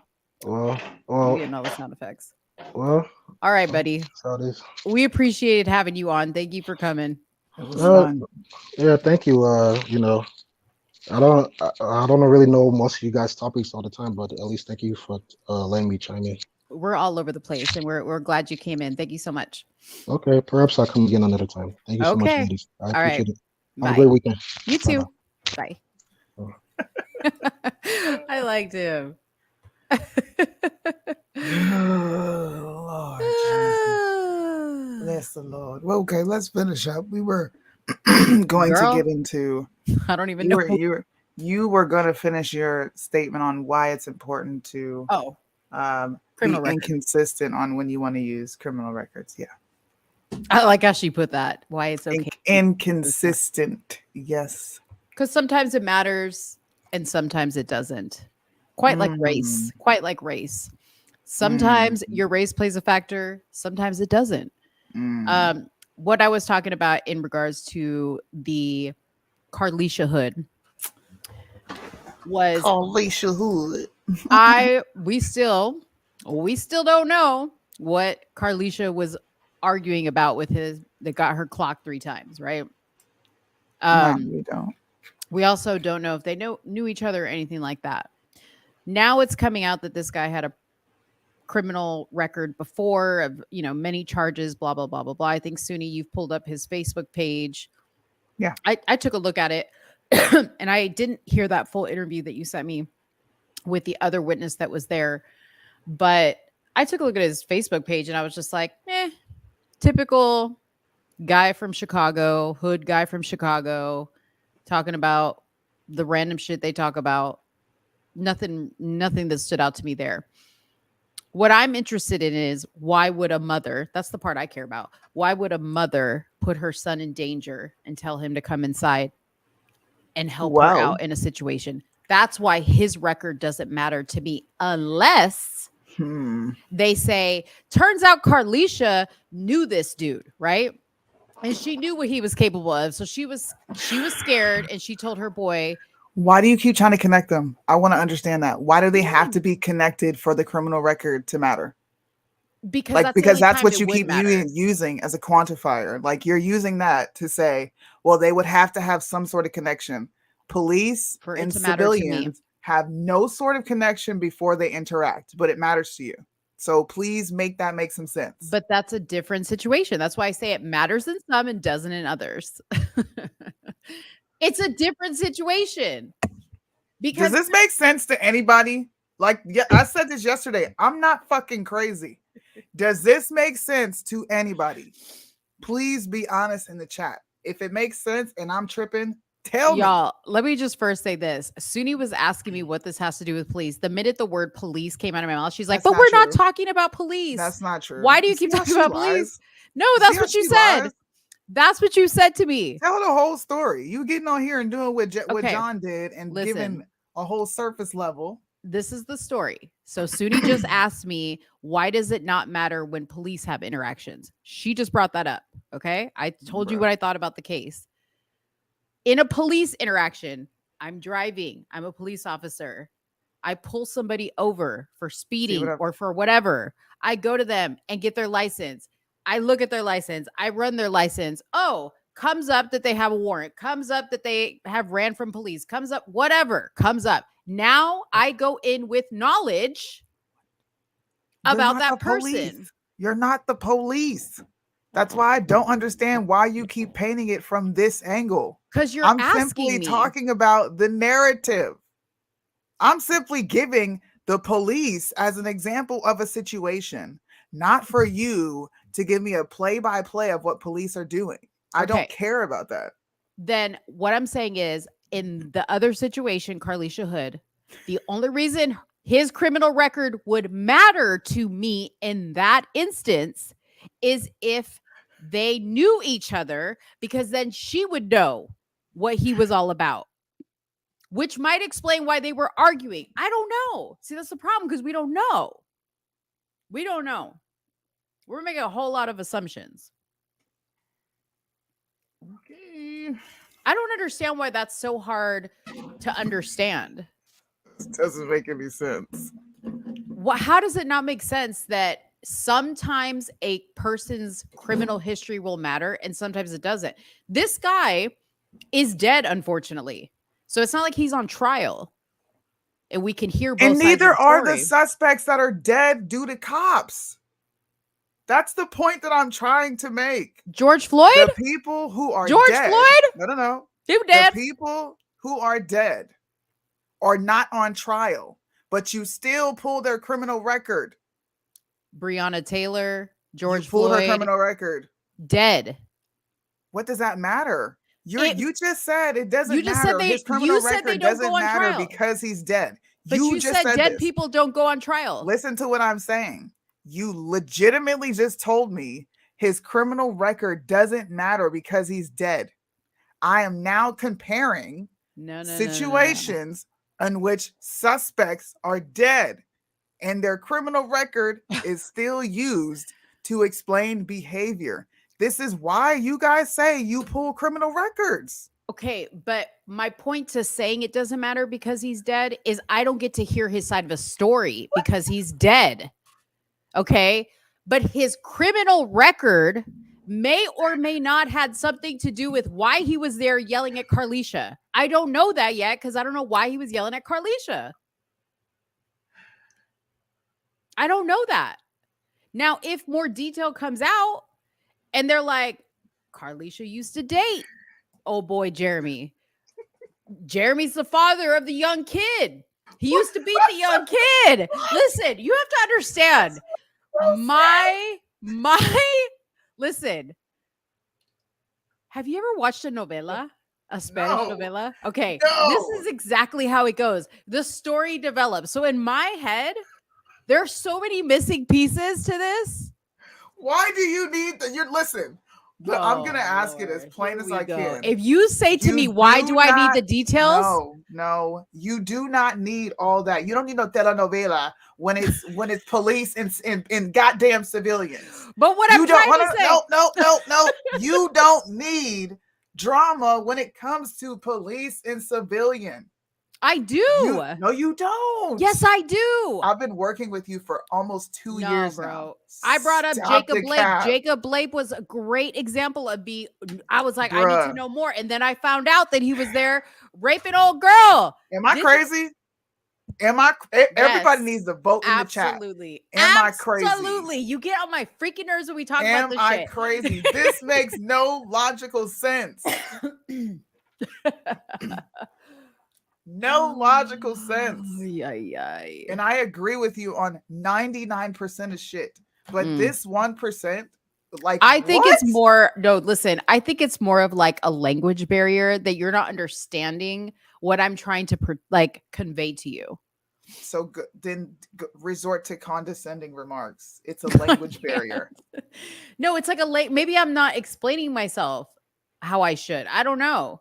But in my mind, it makes perfect sense that sometimes those details matter and sometimes they don't. They may matter further on down the line, but I'm a proponent that most of the time the criminal record matters. Most of the time. You should be freaking happy that I said in this case, it doesn't freaking matter. That's what I was like, how is she going to be mad at me right now? She thinks it doesn't matter. Vote in the chat. You always get mad that I say it matters, and the one time I say it doesn't matter, you're like, oh hell no. I swear to God, sometimes you're just trying to argue with me just to argue. You're a perpetual arguer. You like to argue. That's what the problem is. No, we're both speaking English, but the problem is in my head, I am speaking I hate you. I'm sorry, I didn't say that. I don't hate you. If a man was a convicted child molester, shut up. Here's a question: If a man why you taking down where he called you out on your shit, and he served his time and working at a school where your kids attend regularly, would you be comfortable with that? Soonie, go.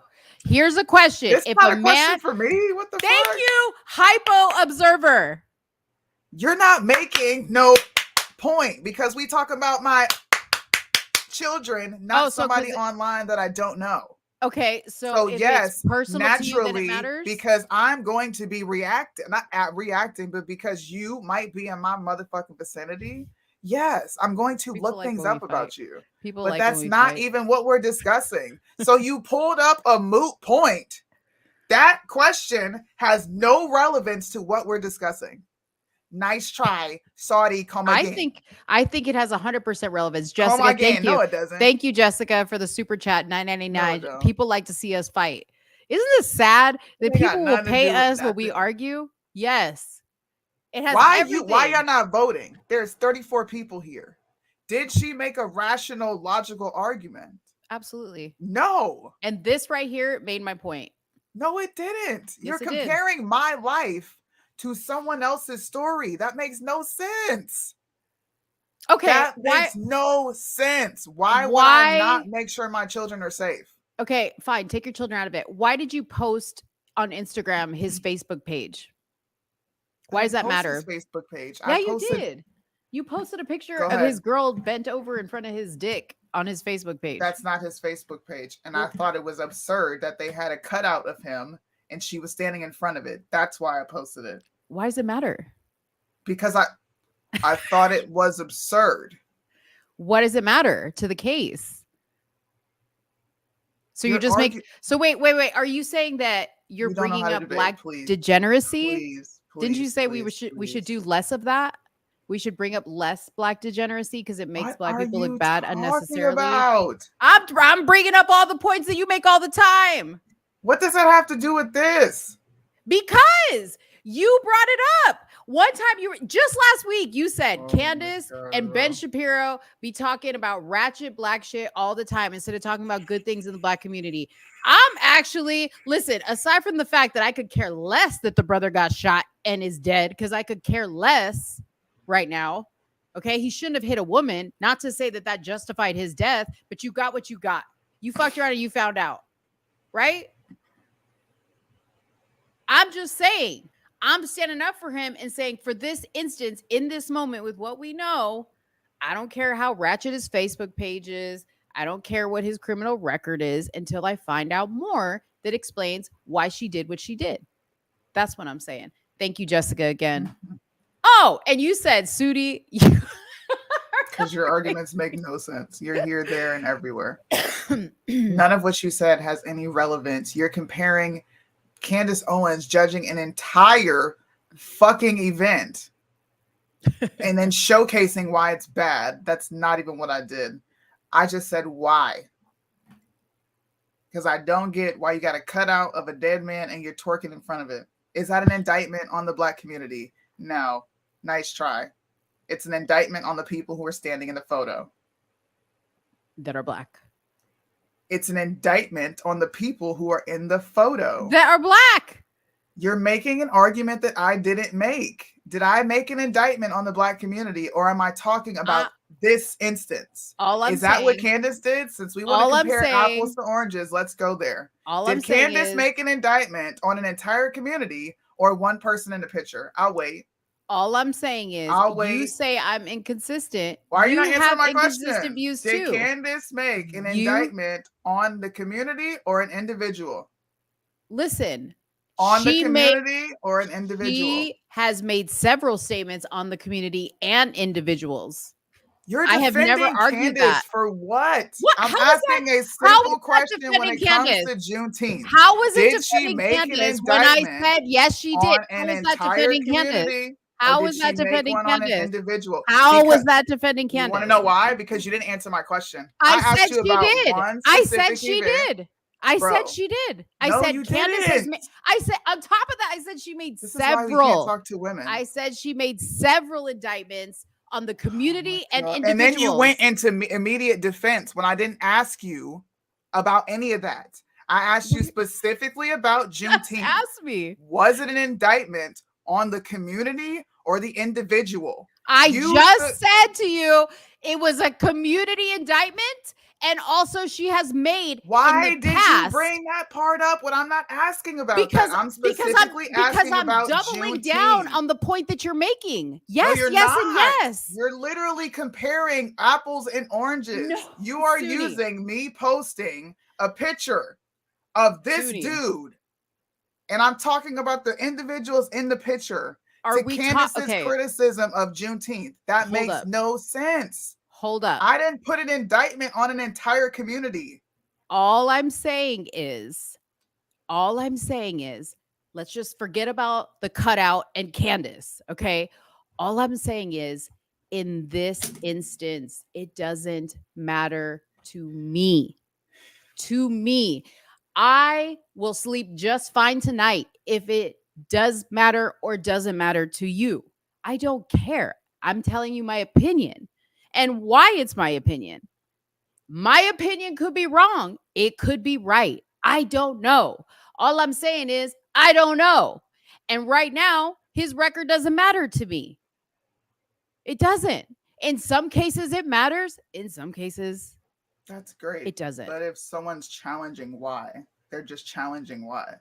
And if you can't answer, you can't answer. That's cool. Did I But I'm not answer asking several why. times why? Did I not tell you several times why? It doesn't matter to me. Did I not say that Because several they don't times? have a personal connection. Yeah. Yeah. Like not because If that they doesn't make have- sense, then it doesn't Hold make on. sense to me. That's just it.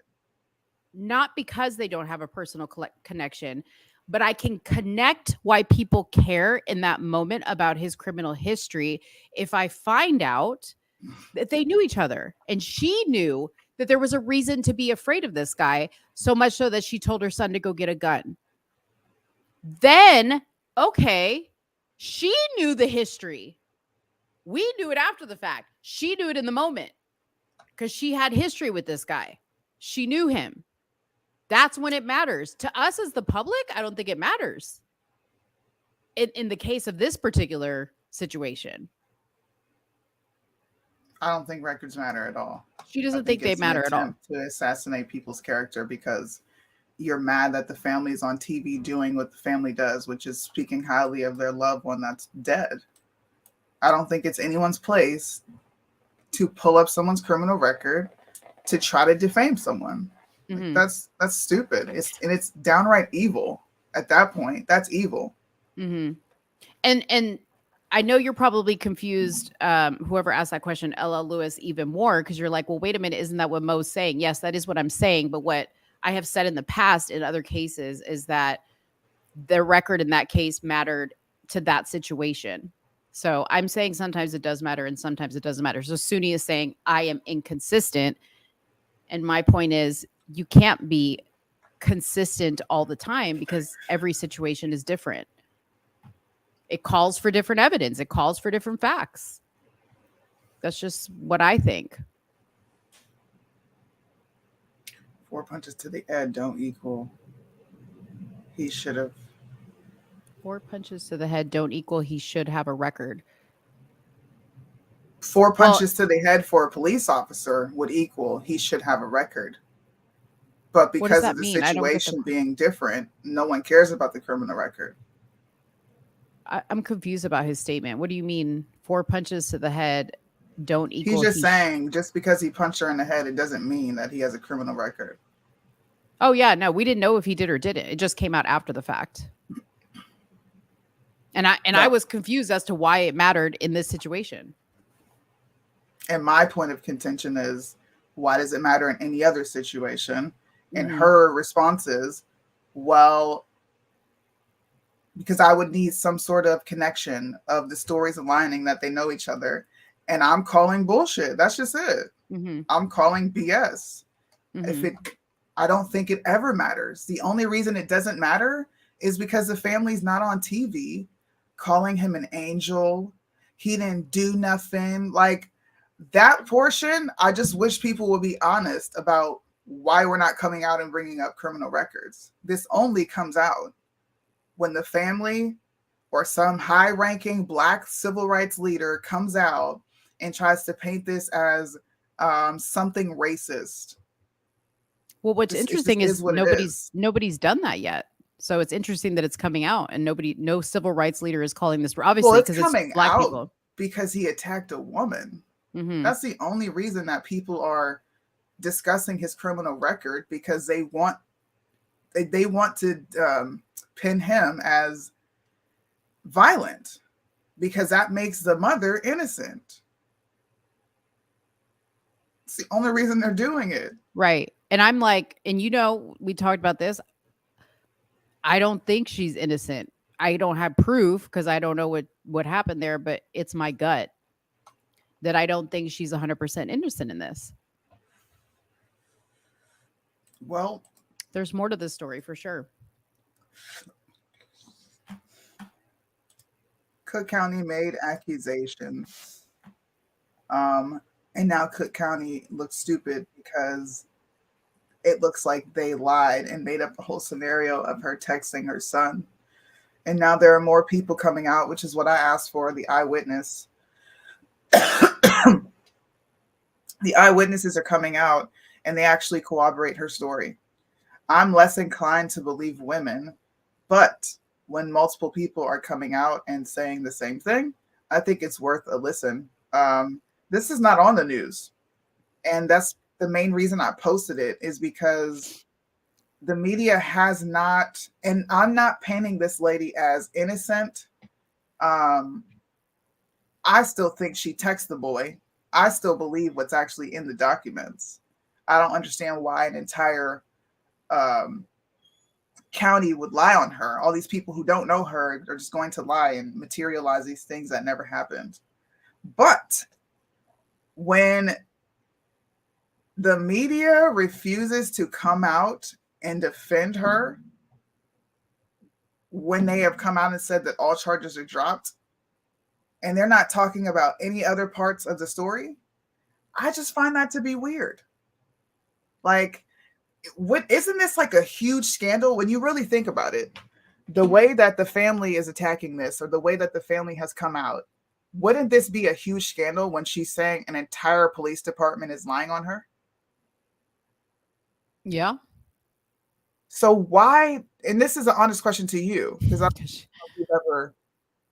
don't even know if we've ever had this conversation. Why do you think the media is so silent on this? Maybe I should play the clip first and then ask you. Yeah, play the clip. Okay. Now this is the lady who did the recording. So the video that we see, this is the lady talking about it. And you kind of sort of walk us through that night. So small. Okay. And I was on my way home with my friends. They wanted to stop. My friend and my cousin, they wanted to stop and get something to eat. So we stopped at the Maxwell on 116th House. When we got out the car and we was proceeding into the restaurant, the young lady and the man was already arguing when I got there.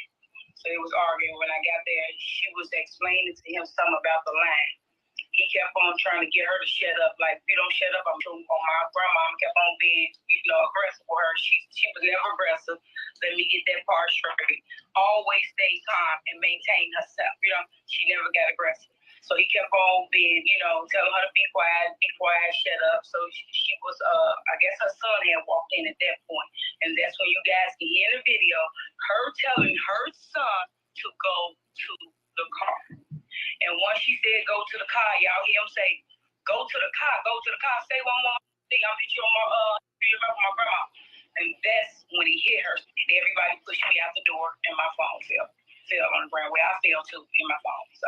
Wait. Now, I didn't even know that. So you're saying that the people who panicked pushed you down? Yeah, it pushed me down. I broke my phone, so I can't use my phone unless I get my Stylist. My stylist. Oh, you do got Android. You fancy. So basically, you was in there trying to get food. You saw this incident. What made you record? I don't know. And I usually don't record. He was so aggressive. He was like, I don't think he was himself that night. I really don't. I wanted to pause that part because that part triggered. I would rather say something like, could you calm down, leave her alone? But looking at him, it was nothing I could do with that man. Because he was so angry. I believe if I would have said something, he probably would have attacked me too. So at that point, all I can do was pull out my phone and record. So now, I think the eyewitnesses coming out changes the story a bit. Now, it doesn't change the fact that she had been accused of the text messages. Mm-hmm. It doesn't. Why did the son come to the door with the gun in his pocket? That's why I can't move past it. Mm-hmm. Now I want to know what you think, because I've actually been talking about this all week. But I don't know if I heard her correctly, but did she say when he was yelling at her and you hear her talk, that's her telling her son to go back in the car? Yes. I would want to hear that again to see if I can make that out. But Want to hear it again? Yeah. Do you have it to pull up? Sure. It's and like put it up super loud. I'll put it. I'll put it in our chat really quick. Can you just talk? There, So we don't have yeah. You know, there's just something that just doesn't sit right with me with this whole story. And I agree with you. And we talked about this, that statement in the police report is sworn under oath, penalty or perjury. Yeah. So how you gonna, that's such an important detail, okay, about the text messages. How are you going to put that in the police report? And now you're saying that didn't happen. And there's nothing about you telling this boy, go back in the car. That part wasn't put in there at all. It's weird, isn't it? Something is weird, and I don't know what. I don't know. And if people don't know, I'm going to pull up the court document. We talked about this Tuesday, right? Damn, I feel like we just did a show. We did Tuesday. We talked about this Tuesday. I'm waiting for it to come through. I don't know why it's taking so long. To where the ASA who was on the case was reading it at a press conference. I had never saw this, but I had watched her press conference and everything she was reading as far as the details of what went on that day. And I was so confused. So I'm like, if you're dropping all the charges, and that either means that y'all lied or there's like some form of corruption. It's just weird, because why would a simple video of her being punched 3 times drop everything? That part just doesn't quite make sense to me. I don't know. I mean, maybe the whole reason why she's suing the police department is because they fucked up in the I don't know, in the initial investigation. And now, right, I don't but know. she's not even claiming that in her lawsuit, from what I heard. When I she didn't was read that. sitting with her lawyer, she just simply said it was for mental anguish, like emotional things, emotional distress was what was stated. I'd be interested to hear it, to see it in detail, to read every line of it. I have a little snippet of it. I don't have the whole thing. So let me pull this video up so that you can hear it. Was already arguing when I got there. So it was arguing when I got there. She was explaining to him something about the line. He kept on trying to get her to shut up. Like, if you don't shut up, I'm sure my grandmom kept on being, aggressive with her. She was never aggressive. Let me get that part straight. Always stay calm and maintain herself. She never got aggressive. So he kept on being, telling her to be quiet, shut up. So she was, I guess her son had walked in at that point. And that's when you guys can hear the video, her telling her son to go to the car. And once she said, go to the car, y'all hear him say, go to the car, say one more thing, I'll meet you on my grandma. And that's when he hit her. And everybody pushed me out the door and my phone fell.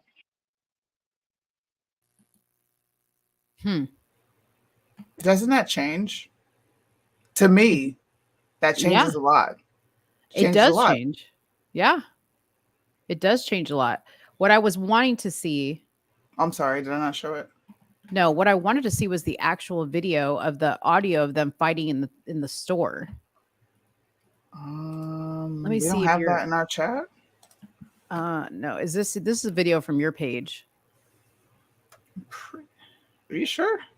So that's them in there. I there. got you. It's right here. Oh, wait, hold on. This changes everything. And this is another reason why I really like our show, is because we are actually objective. See, look how he comes in, waits at the door, and he's got his hand on the gun. Yeah. Like he's ready to pull it out. I don't know, man.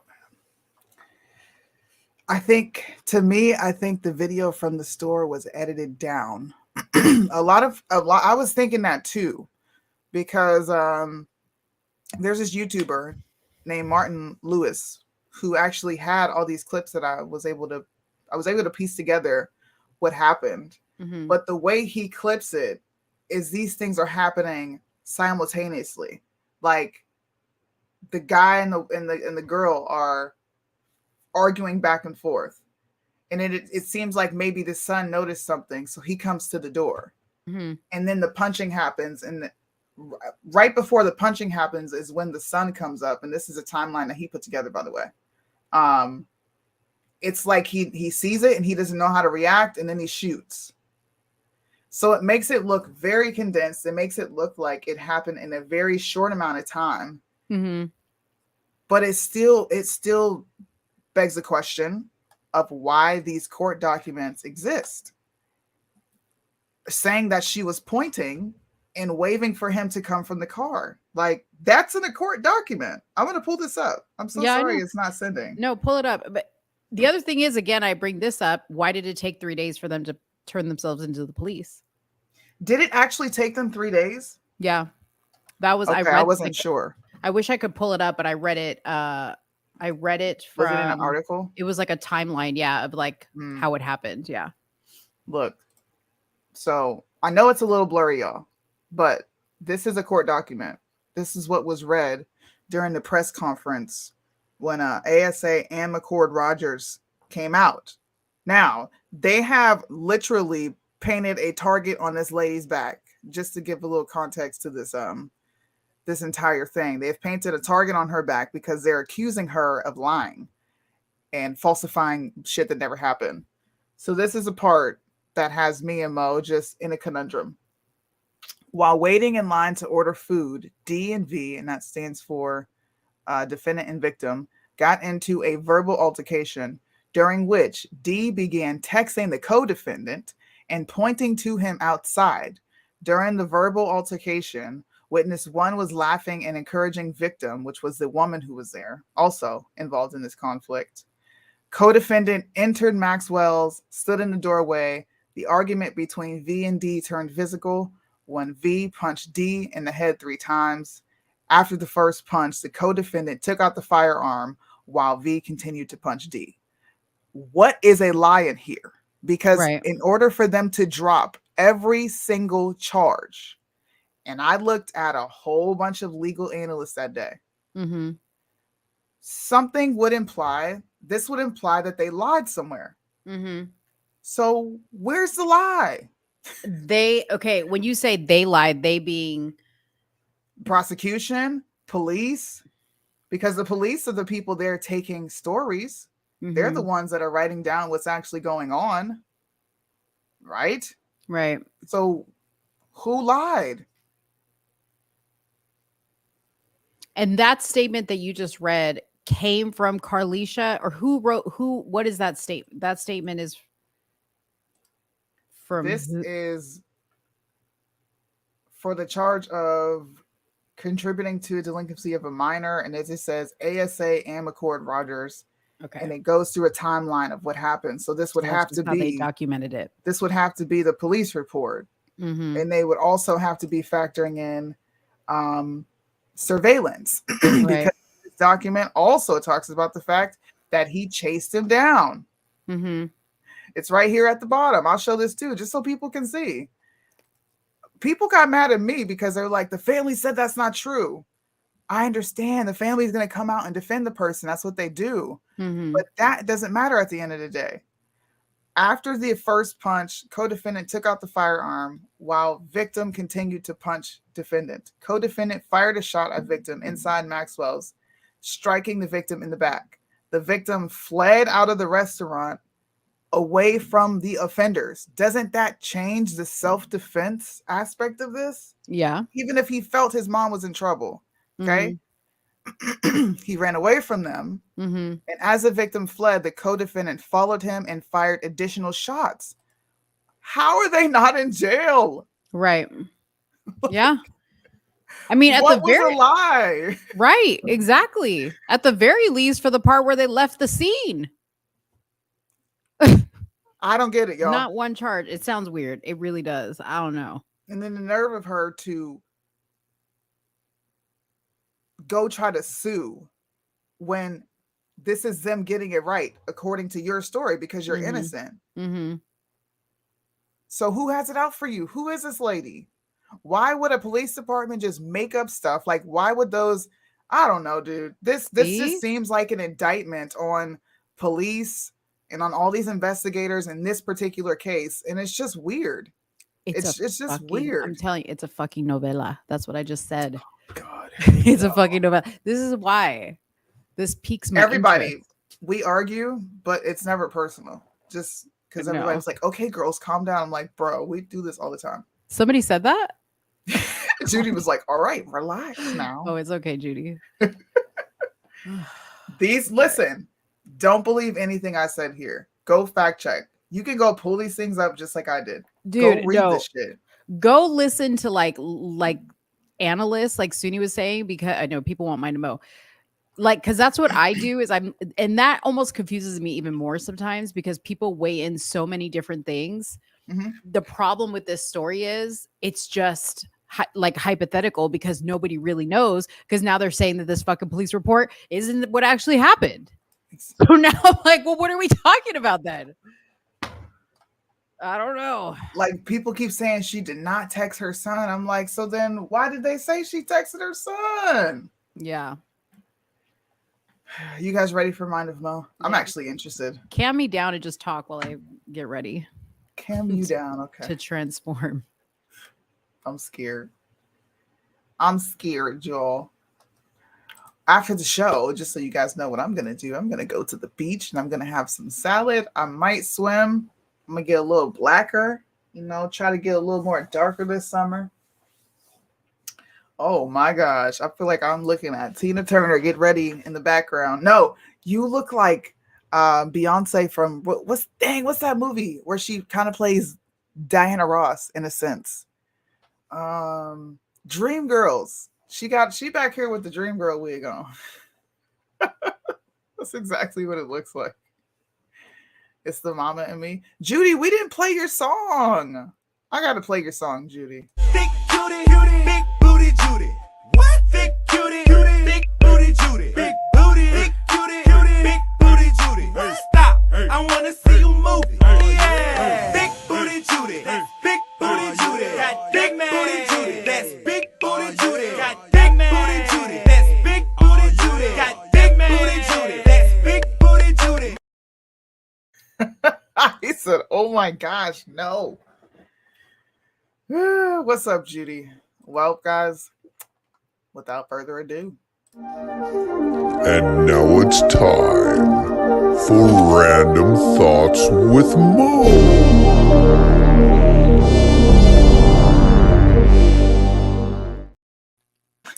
What up, guys? Okay, so I don't think Soonie can see that my wig is actually purple. Oh gosh. I'm I'm for the streets. Is that what that means? Yeah. Is that what that means? I'm for the streets tonight. You guys like my wig? I'm for the streets. Ooh. I'm for the streets tonight. I got my purple wig on. Nah, I just, you know what? One of my wigs was looking a little raggedy and I wasn't like I have this bun, right? So like I had to have a wig that could carry the bun. So you know how it goes. Anyways, guys, welcome to I actually have a lot of Mind to Mo tonight. And I might just have to save them because y'all are so thirsty for Mind to Mo that I probably should hold some of these back and then, so I can give you more consistent Mind to Mo. All right. So here is the first one. Have you guys ever thought about the fact that taxes, okay, are merely just a yearly subscription to the country that you live in and that your childhood was the free trial? Have you guys thought about that? Am I answering this? Because I never know. No. I mean, think about that. When you pay taxes, you're paying a subscription to the country you live in. Mm-hmm. Right? Then no, I don't. Before you pay taxes, you're a child. Right, but what are you getting a free trial of? You're not experiencing life as a kid. Oh, wait, hold on. What are you getting a free trial of? Yeah, like you're not experiencing life as a kid. I mean, you don't know that you're saving. Yeah, but it's like you're training. You're training for life, but in the meanwhile, you don't have to pay for it. It's free. Free 99. Anyways. Okay. Let's just see. Oh, this one was good. Okay. So you see how like your fingers, they're like all the same. I mean, sorry, all different, lengths. Mm-hmm. How is it that when you turn them around and you go like this, they're magically all the same length? How is that possible? They're not all the same length though. But they really are though. Like look how different they are right here. And then you go like this. Like you can even them out is what I'm saying. But how is that possible? Because they're bent. They're folded. You can make anything equal when you fold it. But how are my knuckles all in line too? What? Because it's a bone. The fuck? Okay, we're gonna get a little bit crazy here. Okay. Oh God, I'm scared. Why do your fingers have fingertips, but your toes don't have toe tips? However, you can tiptoe, but not tip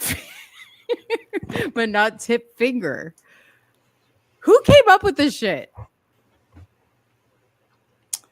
I don't know. The next one's really gonna blow your mind.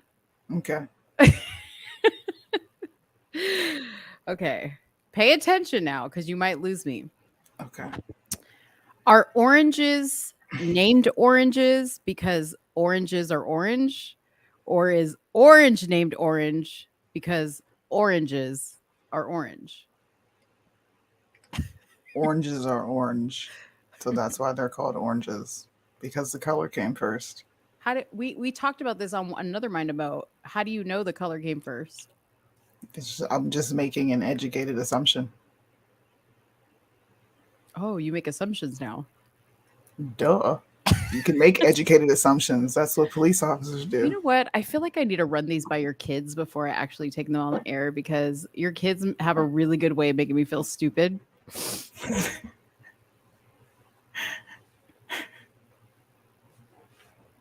Have you ever heard of the Elamelons?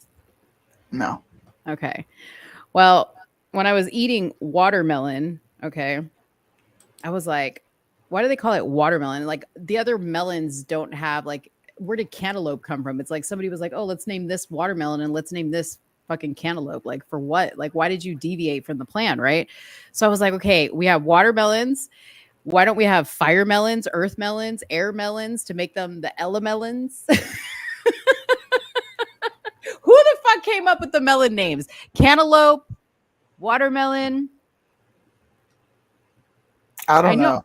I know how you guys love facts about fruits and vegetables because you guys like to make me lose my mind when you tell me shit is like fake and it's, what did you call it? Man-made? GMO. Anyways, let me think. Do I have any more?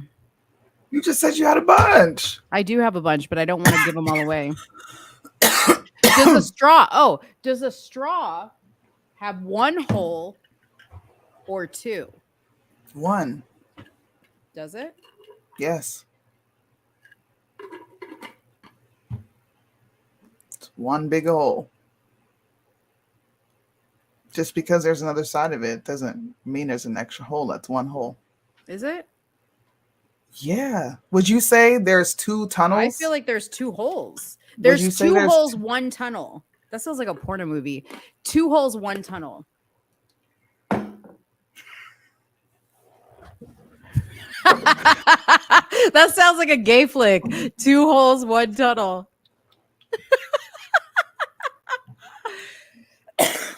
What do you guys think? Like this, bro? Why are you 2 like holes? this? 2 holes? What is this? Oh. Why is she like this, dude? Save some for Tuesday. Okay.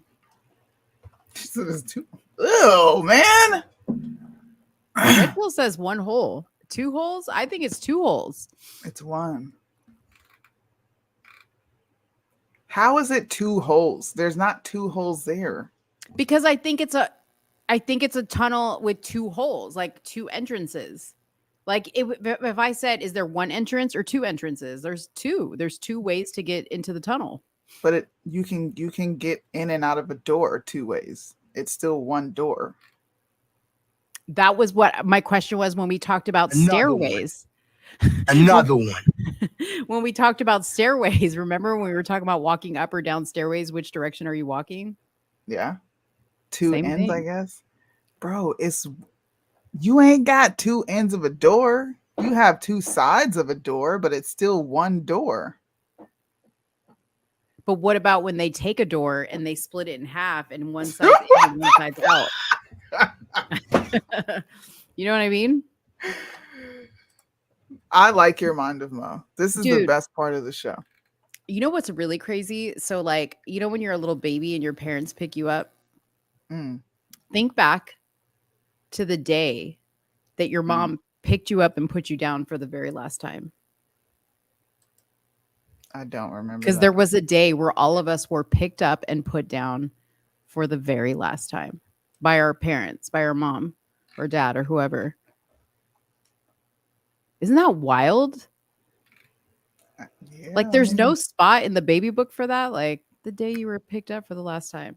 Because you started walking, you know what I mean? Like, or Who whatever. thinks about that though? Like, I don't know. Mo thinks about that. You're such a feelings person. See, I feel like this Mind of Mo wasn't as great as the others. It's funny.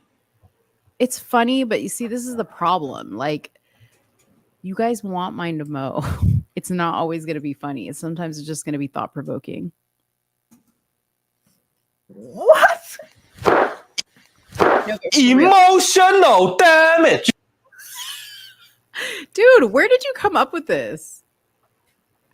I have a soundboard. You guys can just watch me dethrone myself or derobe myself from the Mind of Mo. Do we like this wig? Damage. Should I just keep this on? If you want. I'll just keep this on the whole show. If you won't. How did you guys like this show tonight? Did you like all the arguing we did? Obviously, we got paid some super chats for it. We did get paid some super chats for running our mouths. We got to fight more often. Running my mouth. Candace What? posted a video about Steven Crowder. Another live from Steven Crowder exposed. Should we watch it? It's only 5 minutes. Sure. Okay. Jesus, take the wheel. Let's have a live reaction. I don't know what this is about. Take the wheel.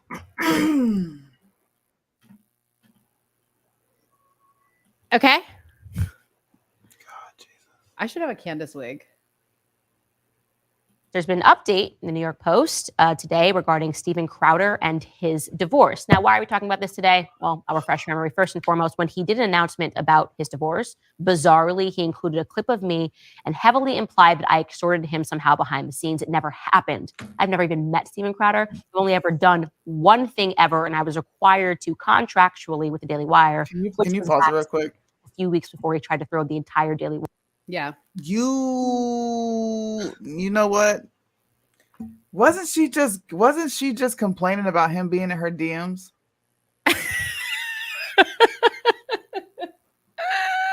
Candace, bro. Oh, here we I go. don't even know Steven Crowder. You was just talking about him being in your DMs, sis. You was just talking about y'all praying and we were all friends and now you don't know him? Candace. Okay, let's play it. We got to get through this. I'm dying to know why you're under the bus because, well, you wanted money. That's the truth, right?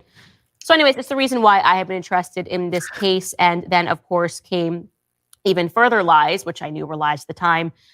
He responded to a video in which his followers believed that I was responsible for leaking a video. I had nothing to do with his divorce then.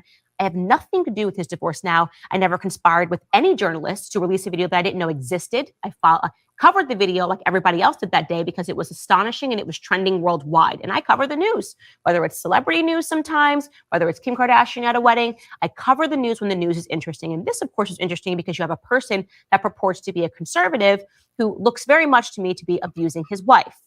So in response to these abuse claims, Steven Crowder then said that he wanted everything opened up to the public. And here we are today. Let me remind you of what Steven Crowder said when he made that demand for the truth to be revealed, because we were all seeing an quote unquote edited clip that was depicting him wrongly.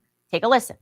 So today, I have filed a motion to officially unseal all files as they relate to the matter of legal record, finances, relevant medical records, including mental health history or evaluations, liar. depositions, Just lied. and any Just motions lies. or sanctions from the courts of Texas. I will not be leaking private marital information to the press, but if the privacy agreements are not respected by all parties, I will address all that is a matter of irrefutable legal record in full context next week. Tuesday's about to be Never lit. did that because he just says stuff and it's not true and nobody fact checks him. And a lot of his followers just simply believe everything he says. Candace must have leaked this. She must have extorted him privately behind the scenes. Completely and utterly made up. This is sociopathic behavior. You can't just make up lies like this. Well, it also turns out that he lied in the effort to release all the documents. And when he showed up for court, he tried to get everything locked down. In fact, it is his wife, it turns out, that is fighting for more exposure. It is his wife that is fighting for more sunlight, which is, in fact, the best disinfectant. According to the New York Post, Hillary testified that her soon-to-be ex-husband has rage issues and punches holes in the wall, while Crowder asked for full custody of his children, claiming that Hillary exhibited erratic behavior. Now, you remember at the time, he also posted something heavily implying that she had mental health issues. And again, she has no platform. She has no social media profiles. So people just accepted this. They said, wait until stuff comes out. Then we're going to find out that actually he's been under duress and his wife is crazy.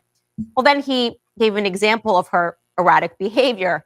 As an example of her erratic behavior, he alleged that Hillary had not informed him that their home address had been posted on Twitter for several months. And he accused her family of leaking the viral ring footage of him berating her while she was pregnant.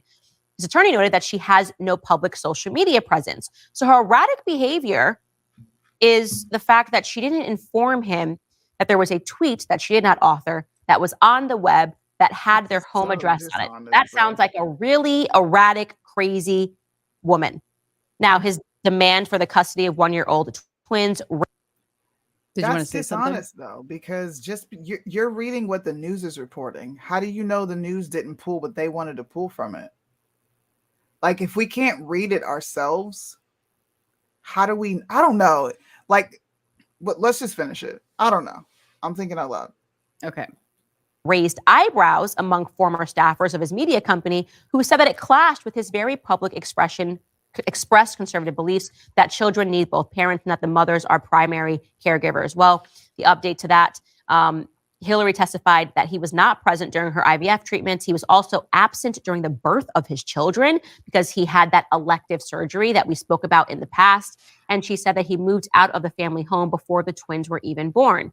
A former staffer says that he is a hypocrite, pointing to a number of his tweets and his public statements regarding parenting.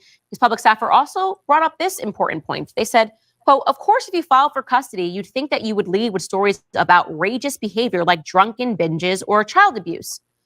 No, none of that. Something more than her not telling someone about a leak on Twitter when she says that she doesn't even have a Twitter account. It's punitive and it feels like a threat to make her scared.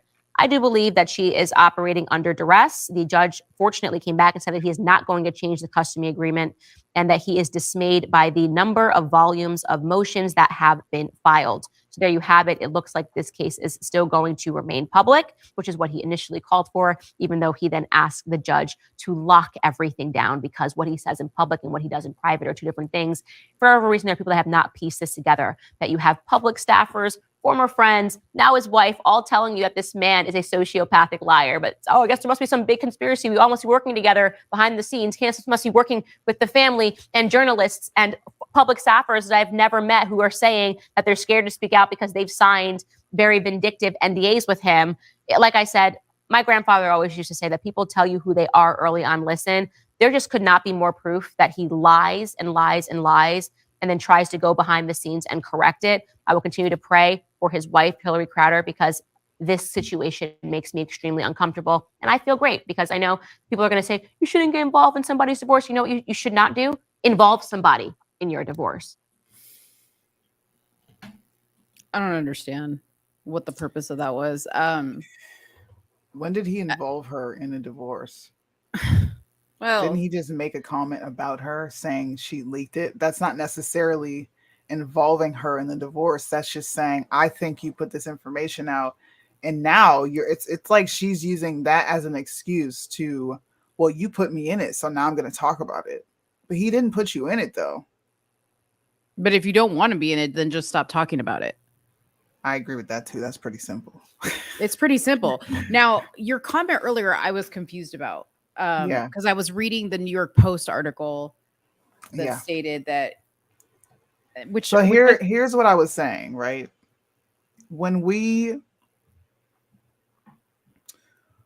are reading news articles, and I'm asking you and I, are we both under the assumption that we're not getting the full story?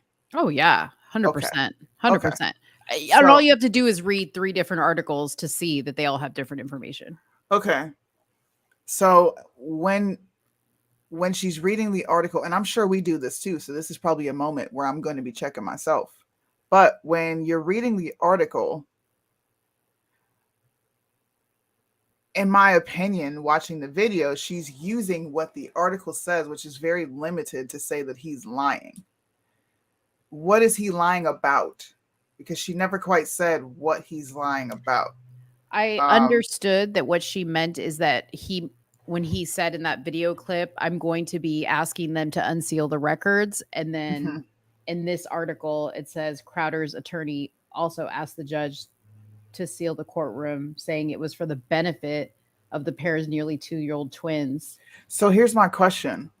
Did he say that before or after this whole thing happened? Because I think that changes. Say I what? think that let's keep this private. I don't want this public. I think whether he said it before or after completely changes everything. Now, what if he started out, and this is me giving Stephen grace, what if he started out saying, no, I want this private. I don't want to talk about this, right? Mhm. And then the video comes out and he's like, fuck it. Fine, let's make this public. What if that's what happened? I think he has a right to change his mind either way. But does that make him a liar necessarily? No, I think, like I just said, that I don't think that's a liar. That means that you had a change of heart, which I actually agree with if this is a change of heart. I think they should keep it completely private. I think it's nasty. I don't really Yeah. care, right? I think Right. he made the right decision. He probably got counseled and they were like, listen, people are talking about this. This is not what you want. Probably in the heat of the moment of that video Yeah. coming out, he was like, fucking gloves are off. You know what I mean? I Like, can see that. yeah. I can see that. And you have a right to go back and forth. He may be in 6 weeks, be like, I want to talk about this all over again. I'm gonna tell you everything.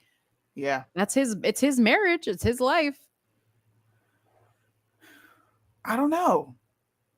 This But- just comes off as like Mean Girl. Like, I'm Yeah. just going to talk about it just to talk about it. I was gonna say, but her now going, I'm gonna call him out and call him a liar and call. Now, you're making it unnecessarily ugly. So what? He changed his mind. So what?